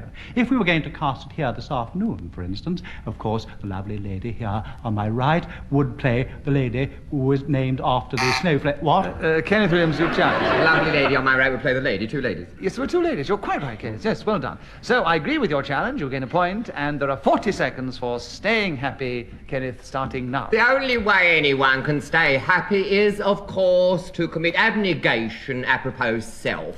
This has long been realised to be the cure. What do you know? Why are you all looking at me for? Why are you all looking at me? How can one go on? I'll tell you why we were all looking, because of your wonderful phrase, abnegation apropos self. I don't think it's funny about that. any literary crank would have written such a phrase in a book, and you spoke it with great style. Well, you've got to keep going, haven't you? I think it's utterly unfair. It was utterly unfair. It was beautifully done, and we loved it. And you're going to keep going. I'm going to ignore the challenge. I know what it was. And you have 27 seconds to continue with staying happy, Kenneth, starting now. Unhappiness is most of the time born of selfishness and the regard for one's own person. We should be continually thinking of others. How can I submerge my own trouble in the problem of some other person? Derek Nimmo, you challenge. The addition of person. Yes, there was. There was a hell of a hesitation as well. That's a sort of... So, anyway, well tried. They enjoyed the little homily, I'm sure. So, Derek got you that time. I agree with the challenge. Derek, you gain a point. You take over the subject, staying happy. 4 seconds left, starting now. Mushrooming makes me more happy than anything else in the whole...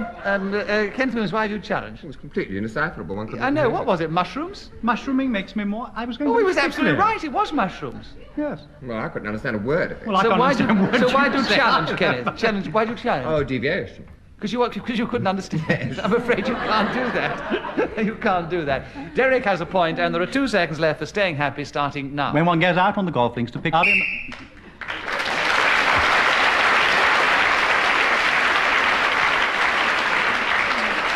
So Derek was speaking, but only just then when the whistle went, and he's now crept into the lead at the end of that round. And Andre, your turn to begin.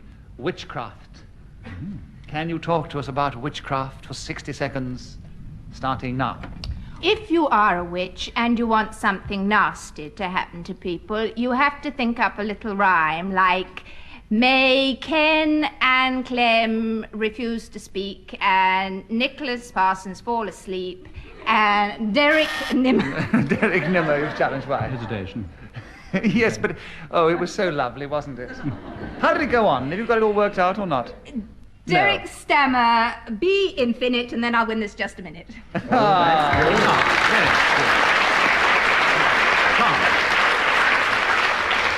You see, she paused, Derek, because she was building to something. But anyway, it was a legitimate challenge, and you gain a point. 31 seconds left, Derek Nimmo, for witchcraft, starting now. If you're indulging in witchcraft, you should form yourself rapidly into a coven. That means 13 people, 12 of whom are the group, the main body of the assembly. Andre Melly, you've challenged. Hesitation. I agree, you get the subject back, and you have a point, of course. 21 seconds for witchcraft, Andre, starting now. Vampires are a very important part of this particular subject. I was once a bride of Dracula, so I know quite a lot about it. You have to have a pair of fangs which are fitted onto your eye teeth, a coffin. You're particularly frightened of the cross. Clement Freud, why have you challenged? Hesitation. Of the cross. Yes, it was definitely there. The audience, do you think she hesitated? Oh, it's no good asking them. Look at them all half asleep. Well, when it is so doubtful. Killing them all. No, when it is... The back row all gone over. There's sawdust pouring out of one of them up there. BBC just put these dummies in. They prop them up in the back row.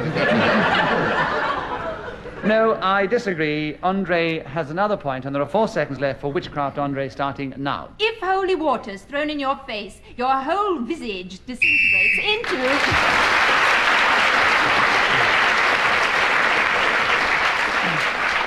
Andre Melly was speaking then when there was a win, so she gains an extra point, and she's creeping up a little. Clement, will you begin the next round, please? Filibustering.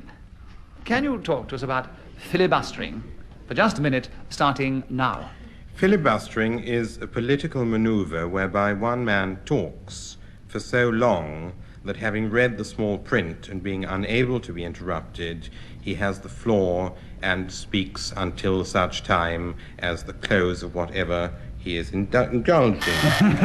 Andre Melly challenged. Hesitation. Hesitation, yes. So he was trying to filibuster there, but unsuccessfully. So Andre gains a point and takes over the subject. 42 seconds left, starting now. This is something I believe that senators of the South... Kenneth Williams got in first. Hesitation. Kenneth, you gain a point and take over the subject of filibustering. 37 seconds left, starting now. One of the most famous occasions was in the 19th century in our own House of Commons when the Prime Minister, who was called Disraeli... Clement Freud challenged.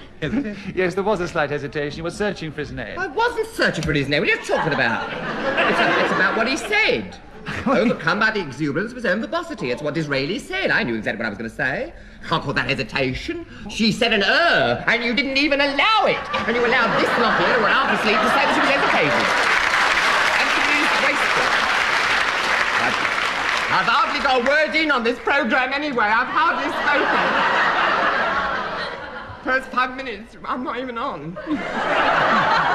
I'm so upset now, Kenneth. I don't know what to do. You've struck me. I'll ask the audience. He's had such an effect on me. I'm going to let you be the... I must say that I definitely thought there was a hesitation there. And I must say, I want it all together, because I definitely think there was a hesitation, but let you be the final judges. If you think there was a hesitation, will you cheer? If you don't think there was a hesitation, will you boo? And will you all do it together now? You don't think there was a hesitation? The boos came through the tears that he created in your eyes. Kenneth, on your side, you have another point, and you have 24 seconds left for filibustering, starting now. One is reminded of that great liberal statesman, Gladstone, when he said, I care as much for the spiritual welfare of the people on the slopes. Derek Nimmo, why have you challenged? Well, he wasn't filibustering.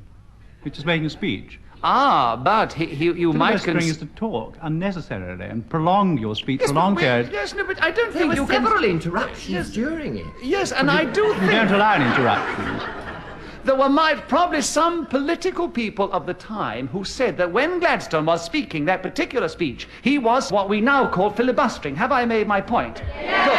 Kenneth Williams has a point, and he has 10 seconds to continue with filibustering, starting now. The thing to do is to make a point and then so ornament it. Derek Nimmo, why have you challenged? Repetition of point. Yes, he has said point before. Derek Nimmo gains it, and he has 4 seconds to continue with filibustering, starting now. It's from the French word filibuster, which means freebooter. Clement Freud, why have you challenged? It isn't. It is. Deviation. Filibuster is a French word meaning freebooter. It was a boat that was sent out to fight as a freelance against other countries who weren't your own country's enemies. Extremely interesting, Derek. You have another point and 2 seconds to continue with filibustering, starting now. One of the most famous filibusters in our time.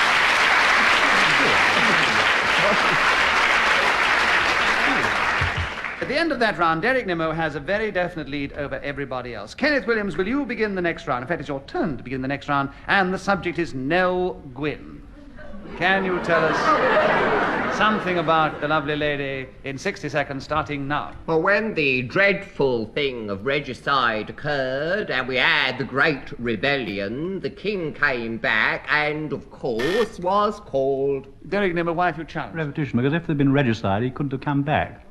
He was dead. I said we had the dreadful regicide and then the the king Great came back. Rebellion. Then the Great He was Rebellion. talking about The king is regicide dead, and long rebellion. live the king. I mean, this... And the king came back. All right. No, I disagree with the challenge. Kenneth has a point, and there are 50 seconds left for Nell Gwynn, Kenneth, starting now. Charles II, who was married to Catherine of Braganza, didn't seem to have seen very much of her, and she lived apart from the court.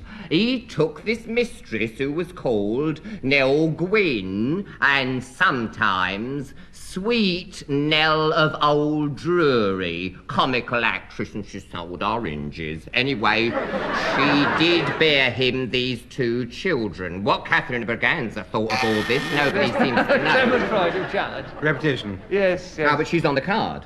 No, Catherine of the card. Braganza's not on the Catherine of card. Catherine of Braganza's not on the card. She was on the cards for him. It was on the cards he should have.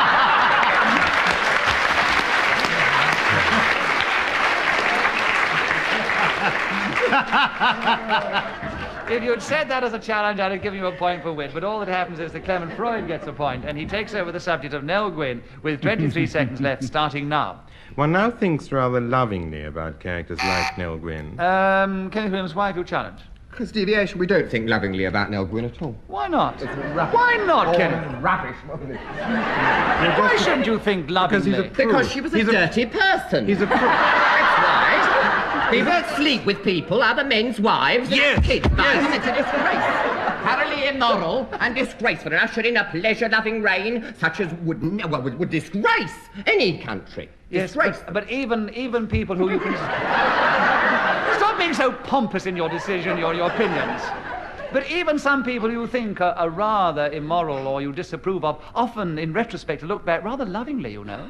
And I therefore disagree with what you said and agree with the fact that Clement Freud has a point, because he was speaking then, and he continues with Nell Gwynn, and there are 18 seconds left, starting now. And yet, if you think about life in the 17th century, with no personal hygiene, with no... Kenneth Williams, why have you challenged? Deviation. Life in the 17th century and no personal hygiene is nothing to do with the subject, which is Nell Gwynn. Well, after what you just said, I was setting an awful lot to do with this. It's having kids by other people's husbands is nothing to do with personal hygiene. You use the word... It's been You'd going never on from have it. generation after generation. You'd never have kids if you had Why don't you personal... shut up? He's the chairman. Kenneth, why don't you shut up? I'm the chairman. Oh, sorry. No, I think, after what you said, personal hygiene does come into this. You omitted to write the word you said about it being a dirty person. That was your very first word. I meant immoral, dear, not filthy person. Well, all right, you used the word dirty. Therefore, I disagree with your challenge. Clement Freud has another point, and there are 12 seconds left for Nell Gwynn. Clement, starting now. Nell Gwynn, in a nutshell, was dirty. Kenneth Williams, why have you challenged? Well, I mean, it's deviation. She could never have been inside a nutshell. Oh, let's get dirty in it. All right, he gets the bonus point for wit. But Clement Freud keeps the subject as he wasn't actually deviating from the subject on the card, and he continues with 9 seconds left for Nell Gwynn, starting now. She was even improper outside such an encasement. She would not have brushed her teeth, seldom have changed her underwear.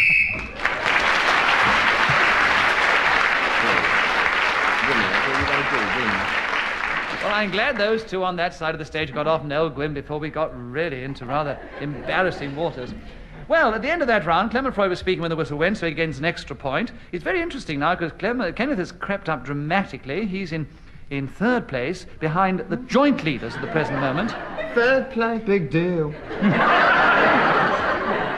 Right, Derek Nimmo, your turn to begin. Coup de grace.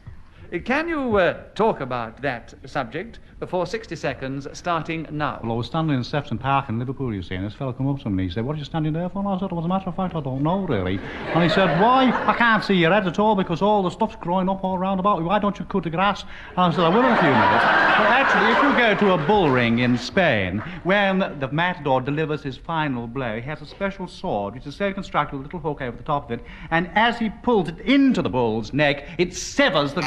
Clement, Freud, why have you challenged? Repetition of bull. Yes, that is perfectly right. I'm glad you challenged before we got any further into the bull's neck. It was,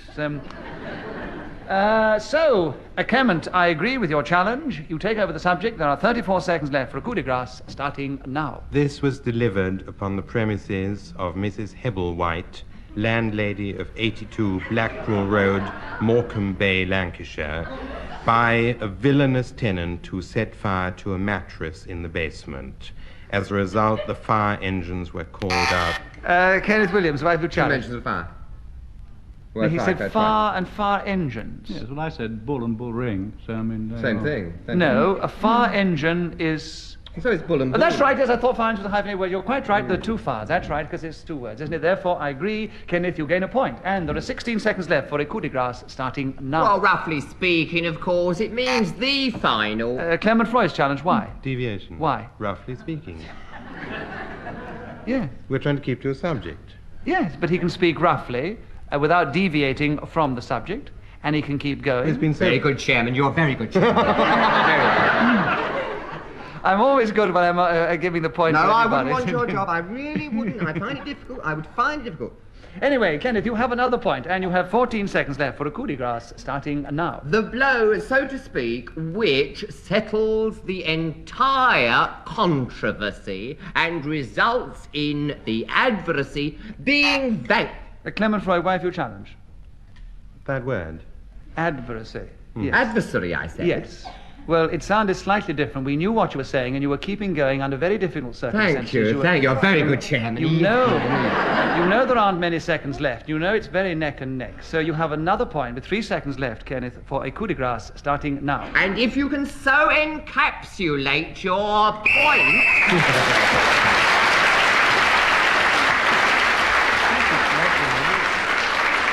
Well... Am I in the lead? Am I in the lead now? Let me tell them something, because that is the end of the show. I got a note here which says, no. "Wind up" at the end of this subject. No, that's pronounced wind. I know. I thought I'd make a little joke.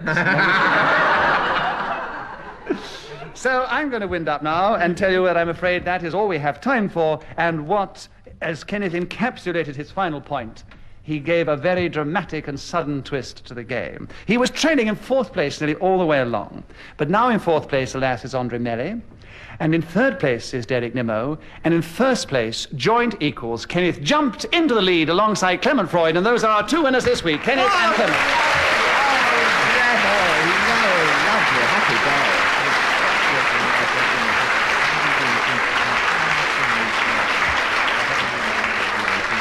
And they both won by 1 encapsulated point only. That is all we have time for. We do hope you've enjoyed this particular edition of Just a Minute. And from all of us here, goodbye.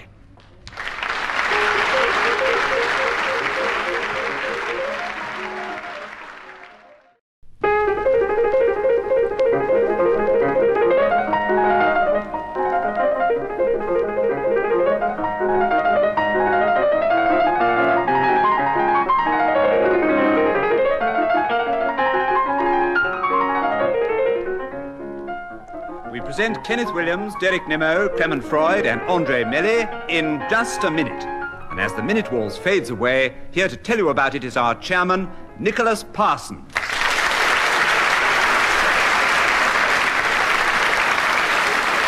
Thank you. Thank you very much, and welcome once again to Just a Minute. And once again, I'm going to ask these 4 clever exponents of the game to try and talk for just 1 minute on some unlikely subject that I will give them without hesitation, without repetition, and without deviating from the subject. If one of the other 3 think he's guilty or she is guilty of doing this, they may challenge by pressing a buzzer which they have in their hand. If I agree with the challenge, they will gain a point and take over the subject. If I disagree with the challenge, whoever is speaking will gain a point and keep the subject and continue. That is the way we play, and that's the way we score. And let us begin the show this week with Andre Melly. Andre, the subject is avoiding income tax. That's got a reaction from the audience already. But can you talk to us about it, Andre, for 60 seconds, starting now? This is something that people who don't pay as you earn, but are supposed to cough up after they have, are very good at doing. There are several ways. One is by appearing absolutely idiotic and moronic and writing to the Inland Revenue saying... Clement Freud, why have you challenged? Deviation. Why? Hesitation, I'm sorry. No, you said deviation. I meant hesitation. I stumbled over the word. I meant hesitation. Hesitation, he stumbled over the word. You stumbled over the word, and Andre has been away from us for a long time, and so I'm going to be very tough with you, Clement, because you said yes, you're repetition quite right. first. A good decision. What a sporting player you are, Clement. We love having you around. I'm going to disagree with the challenge because his first word was repetition, and Andre gains a point and keeps the subject. There are 42 seconds left, Andre, for avoiding income tax, starting now. You begin the letter by saying, Dear Commissioner, I'm terribly sorry I haven't yet paid, but I don't quite understand about those dependent relatives and other sources of income, and if you could just... Clement Freud, you've challenged. Why? Income is on... It was a repeat of income, but I see it's on the... It is one of the... So she gets another point. Yes. You are allowed to repeat. Yes, of course. No, I know you know that, but there might be somebody listening who doesn't. you're absolutely right. I haven't said it yet. There might be somebody listening who doesn't know that you are allowed to repeat the subject on the card more than once. And so Clement Freud was a bit too keen with his buzzer then, which means that Andre Miller gets another point and continues for 32 seconds, avoiding income tax, starting now. A very good ploy is to say that you're very willing to pay, but not going to do it just now, and you go on avoiding the fatal day, if possible, until after you're dead. Then... Derek Nimmo, you've challenged. Hesitation. It was very doubtful. I think she was taking a breath. I don't think she quite hesitated. She was very close to it, so I disagree with the challenge. Andre gets another point, and there are 18 seconds left, Andre, for avoiding income tax, starting now. When the requests get redder and redder, a very good idea. Derek Nimmo, you challenged. Well, redder Everybody and redder. challenged. Your buzzer came on first. So red and redder is repetition, and there are 16 seconds left, Derek. A point to you. You take over avoiding income tax, starting now. I used to go along and see my commissioner in Lime Street in Liverpool with a great big paper bag full of bus tickets and old... Clement Freud challenge, why? Hesitation. He's being too keen. He got in on something else and then he decided... I think he was actually anticipating the fact that Derek was going to say something else. No, he didn't hesitate, Clement, so Derek gets another point. No. He did not hesitate.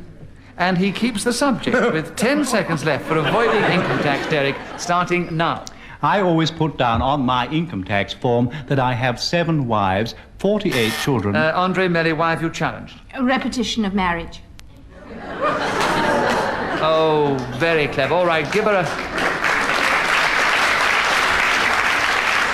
The audience obviously agree that you should have a point there for a clever challenge, but he's not, strictly speaking, deviating from the subject on the card. A repetition, I said. No, it's too late now. You can't... No, you've got a point for being clever, but the subject stays with Derek, with 4 seconds left, avoiding income tax, starting now. If you set up a company in the Cayman Islands, you will find this most advantageous. Clement Freud, why have you challenged? The Cayman Islands. Why?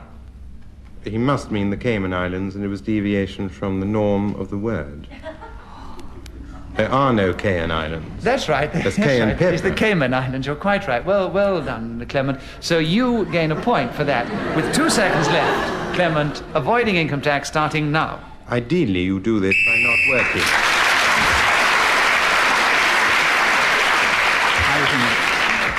Well, Clement Freud achieved then very cleverly what he often endeavours to do, and that is to get in just before the whistle goes. The whistle tells us that 60 seconds is up, and whoever is speaking at that particular moment gains an extra point. So, Clement, at the end of that round, Andre Melly has a commanding lead of 2 over everybody else.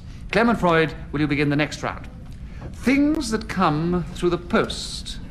Can you talk to us about that for 60 seconds, starting now? Now, if ever this should happen to you, I want you to write immediately into the Postmaster General, because it is absolutely illegal to send things through the post, especially when they come. This is entirely against the public interest. It is disgusting, it's wrong, and if you do... Kenneth Williams, why have you challenged? You stated it's deviation. You stated it's illegal to send things to the post. Of course it's not. It's not illegal to send things through the post in the way that he was putting it. It is not illegal, therefore it is devious, Clement. So Kenneth gains a point and he takes over the subject. What you were describing is not illegal. Therefore, Kenneth, I don't think it's possible. It's certainly not illegal. There are 37 seconds, Kenneth, for you. Things that come through the post starting now. Well, of course, books are one of the things that come through my letterbox, and I greatly welcome them because I am an avid reader, and I always say to the postman, "Oh, thank you for bringing this brief chronicle, because I'm deeply grateful, trudging as you do through the early morning mist and cold, sometimes wet, and yet unfailingly 8:15 rat, tat, and through the box it comes."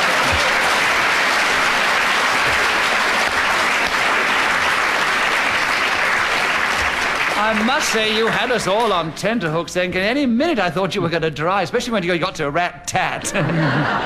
He's the only person that gets a rat-tat on his door because he plays his game. Everyone else is a rat-tat-tat. Anyway, well done, Kenneth. You kept going and you gained a point for speaking when the whistle went, and you are now equal in second place alongside Clement Freud and Derek Nimmo, but you're all three behind our lady who is still in the lead, Andre Melly. Disgraceful. It's not. It's brilliant. It is not. Ah, it's got it by a twist. Kenneth Williams, your turn to begin. The subject is Saturday night. Can you talk to us about Saturday night for 60 seconds, starting now? It is generally associated in this country with a sort of free-for-all, doubtless because the working week has ended and people throw off restraint. Saturday is derived from day of Saturn, and night I need not interpret for you. And it is significant that Saturnalia is the feast of unbridled pleasure, where you really let your hair down and throw your bonnet, so to speak, over the windmill. This seems very prevalent, I've noticed, around Piccadilly on the aforementioned... Derek Nimmo, why have you challenged? Deviation, there's no windmill in Piccadilly. I think you quite well established, throw your bonnet over the windmill, and then you went on to Piccadilly. So, Derek, you gain a point, and the subject, and there are 11 seconds left for Saturday night. Oh, no, wait a minute. You said, so to speak, over the windmill, so you didn't establish that it was the specific The reality of a windmill, exactly. And not a reality of a windmill. No. So, that's right. Therefore, we disagree with the challenge, and Kenneth gets another point, and he keeps... Oh, that's nice, isn't it, though? Very good, Chairman. 12 seconds left for Saturday night, Kenneth, starting now. Sometimes it's been called the loneliest night of the week, and that has been, on one or two occasions, my own experience. I have sat alone.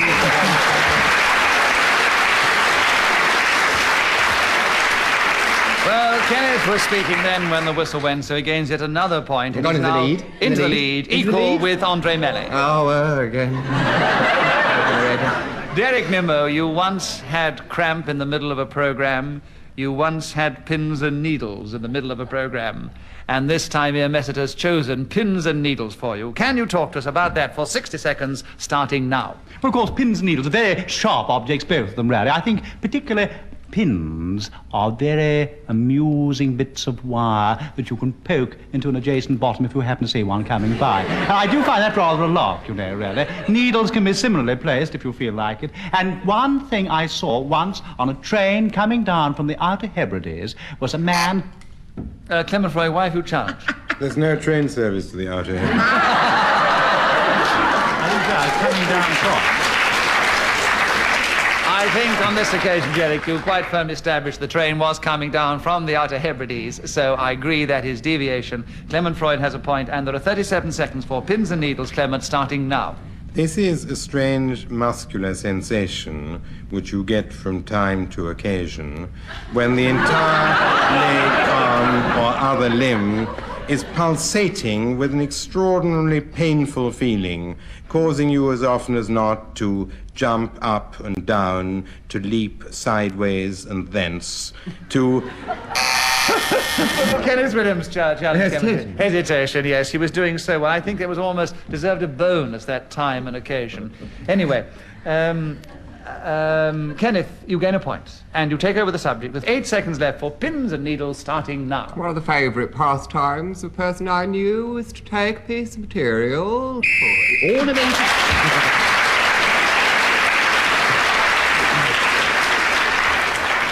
Well, as Kenneth Williams was speaking then, when the whistle went, he gains yet another point, and he increases his lead to 3 over everybody else at the end of that round. Oh, what a good though. Andre Melly, your turn to begin. The subject is books I read twice. Can you talk to us about those books, Andre, for 60 seconds, starting now? Appley Dapley and other nursery rhymes, Bar Bar and Father Christmas. Derek Nimmo's challenged. Repetition of bar. Yes, you shouldn't have chosen that one. That is unfortunately repetition because it was unfortunately so near the beginning. Derek, you have a point, and you have 54 seconds for books I read twice, starting now. A.P. James Smith's history Andre Melly, you challenge. A hesitation. Yes, I think there Jones. was a hesitation, yes. Oh, It was just. well. It was borderline, but it was just. 51 seconds left for you, Andre, to take back books I read twice, starting now. Peter Rabbit and Two Bad Mice. These are the kind of books I have to read. Derek Nimmo, why have you challenged? Two Bad Mice, repetition. Yes, but she wasn't deviating from books I read twice. Two Bad Mice might sound repetitious, but all that happens is Andre gets another point because she wasn't, strictly speaking, deviating from the subject. And therefore, there are 47 seconds to continue, Andre, starting now. Because my daughter, who is 2.5, likes to hear a book several times read by me. I'm particularly fond of Appley Dapley, which is the shortest. Clement Freud got in first. Well, we've had an Appley Dapley. Yes, we've had Appley Dapley before, unfortunately, so Clement, Well, she I was agree with reading your it challenge. twice. What's that? I said she was reading it twice. Yes, but she's not allowed to say it twice in this program. Therefore, Clement, you gain a point. You take over the subject. 36 seconds left. Books I read twice, starting now. I'm not particularly repetitious, and there are therefore few books I have read twice. Derek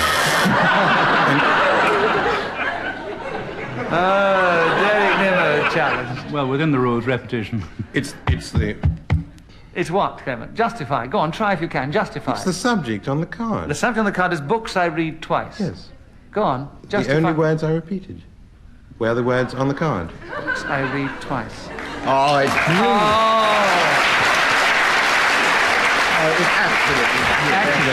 You did say have. really. What's that, He Derek? did say have as well. He said books, I read twice. I twice. have read. Oh, yes, he did. I'm sorry, Clement. You can't give it for have. You just Well, have said isn't one on the can't card. You give said it for have twice. Yes. Yes, well, that is repetition. But It's you not said on the if card. you don't get it for little words like I'll and. tell you what I Okay. will do. No. I'll Sorry. tell you what I will do. I think it was such a clever try, and rather than give a point either against you or for you for your cleverness, we'll score no points. I think that's the fair thing. Don't you agree, audience? Yes. Very fair, because it was a very clever piece of, and we love to hear new thoughts coming into the program. So, Clement, you continue with the subject. There are 37 seconds left for books I read twice, starting now. Rereading Oliver Twist, I did find it an extraordinarily objectionable. Derek Nimmo, you challenge. Why? Well, I thought a pause, but I'm sure that I'm on a losing wicket. You're not, actually. There was a very doubtful hesitation which I gave against you, and this was a borderline case which I consider was just, but only just hesitation. So, Derek, you gain a point, and there are 20 seconds left for books I read twice, starting now. The book that I read twice most recently was A.P. Fitzherbert's wonderful account of railways in the Outer Hebrides. This was a book that gave me enormous pleasure. Freud, you've challenged twice.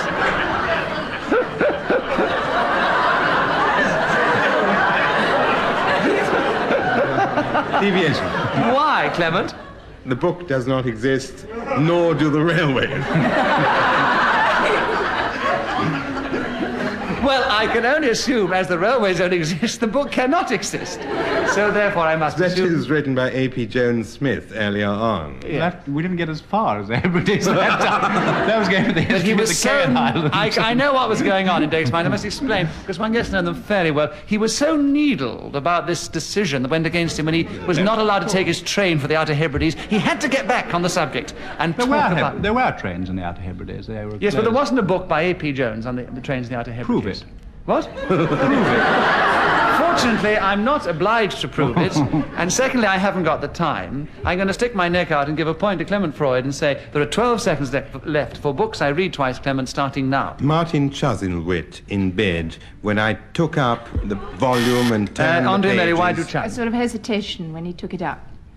There was a sort of hesitation when he took it up, but it was You can't only... keep challenging on this sort of hesitation. Either somebody hesitates or they don't. I mean, what are we doing? A sort of hesitation. Well- A slight hesitation. Well, are we having hesitation as a rule? She's or having not? hesitation, but she was modestly suggesting it was a borderline case, and I quite agree. And I'm not going to be the final judge. I'm going to ask the audience judge, do you think that Clement Freud was hesitating? If you do, will you cheer? And if you don't, will you boo? And you all do it together now.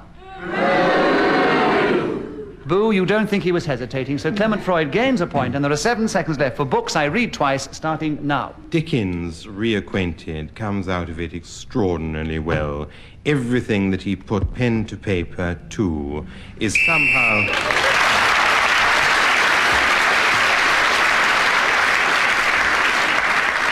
I must say it is difficult sometimes because, you see, if you think it's hesitation and you don't challenge, it might be a long hesitation and someone else will press their buzzer first. It's very difficult when they're challenging.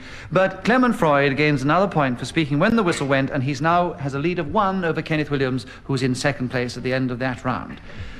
Clement, it is your turn to begin. The subject is cigarettes. I'm sure you can talk eloquently about them. 60 seconds will do, starting now. These would appear to be tobacco rolled in bits of paper, now and again sporting filters at one end. The idea of the game, I have heard, I don't indulge myself, is to place the filter end in your mouth. Derek Nimmo, why do you Repetition challenge? of filter. Yes, we've had filter twice, Derek. Clement, so Derek, you gain a point. There are 43 seconds left for cigarettes, starting now. It's absolutely filthy reason. I really loathe them more than I can possibly say on this programme, but I'm going to have a jolly good go. I once tried one behind the bicycle shed at school and loathed it more than anyone has been coming round the mountain when she comes, singing, aye, aye, yippee, yippee, what? Andre challenged you when you were on your bicycle in the tool shed. Because he, more than and more than. You mean he hesitated? No, he repeated. He repeated more than, I'm more saying than. it definitely. Yes, he said definitely more repeated. than, more than. He also hesitated too, but it was the more than. You're quite right, Andre. You gain a point, and there are 32 seconds left for cigarettes, starting now. These can be bought in packets of 10 and sometimes 20 and seem to cost more money every day. Clement Freud, why do you challenge? Hesitation. No, I disagree. It was too slight. Andre, you gain another point, and there are 36 seconds left for cigarettes, starting now. You light one end and That time it was. Kenneth Williams, you've challenged. Yes. Kenneth, you gain a point. There are 24 seconds left for cigarettes, starting now. This is an actual fact. The famous Austrian novelist Musil said, "Life is so terrible, the only thing to do is to smoke." Now, I consider that almost a despairing cry from the heart to have a tinge of great truth therein, and I feel a sympathetic...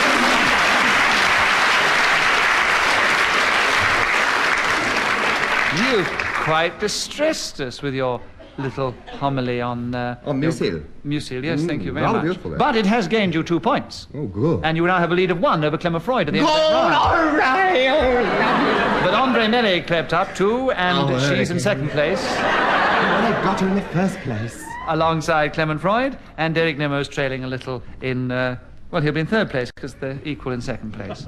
Very interesting, I think we're all non-smokers on this programme, aren't we? There we are, but nobody went off about it. Kenneth Williams, Ptolemy I. Can you talk about him for 60 seconds? starting now? Well, of course, after the death of Alexander the Great, the generals under him had a sort of carve up, so to speak, of the territory that was left, and he grabbed Egypt, founded what I believe is known as the 31st dynasty of that ancient country. Indeed, Cleopatra the famous married one of his ancestors. Derek Nimmo's Ptolemy challenge to the White. Well, he was supposed to be talking about the first king of that name. He then started talking about Cleopatra, who founded a different dynasty. Yes, she did, but he was not deviating from the subject in the car because he was still keeping close to Ptolemy I. So he was not deviating from the subject, therefore I disagree with the challenge. Kenneth gains a point, and there are 32 seconds left, starting now. And to his credit, it must be said that he built the vast Temple of the Muses in Alexandria, wherein was housed the wonderful library, which, of course, could have been said in its time to have rivaled the Bodleian, though, of course, I doubt very much I've said, of course, twice. Andre Mary challenge, why?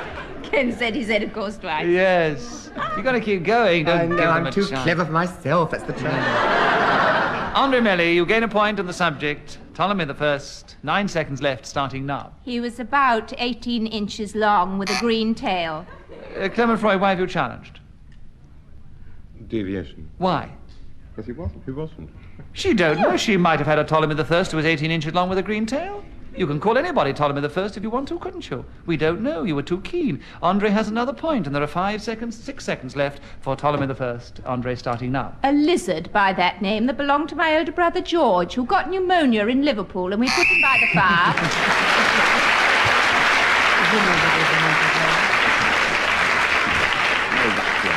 So at the end of that round, a dramatic change. Andre Melly has leapt into the lead, one ahead of Kenneth, who is just ahead of Clement, who is just ahead of Derek Nimmo. And Derek, it's your turn to begin. Ham rolls.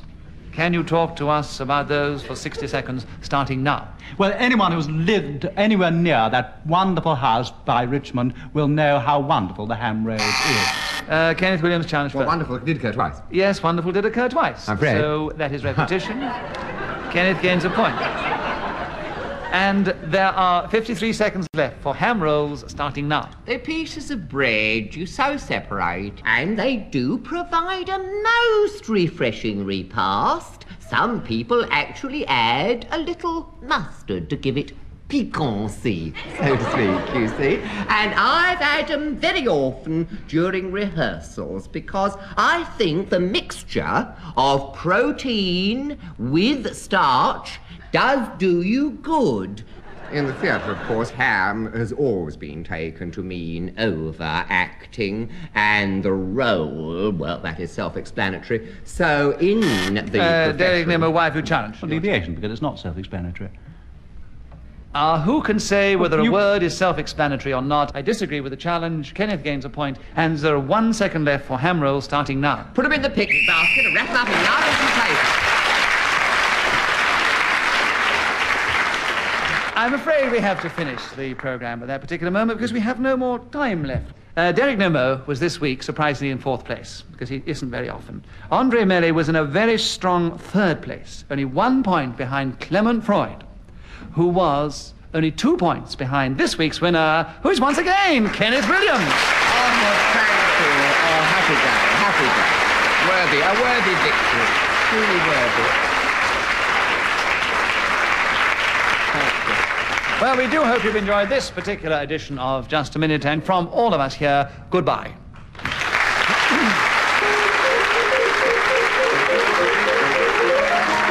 Chairman of Just a Minute was Nicholas Parsons. The program was devised by Ian Messiter and produced by Simon Brett.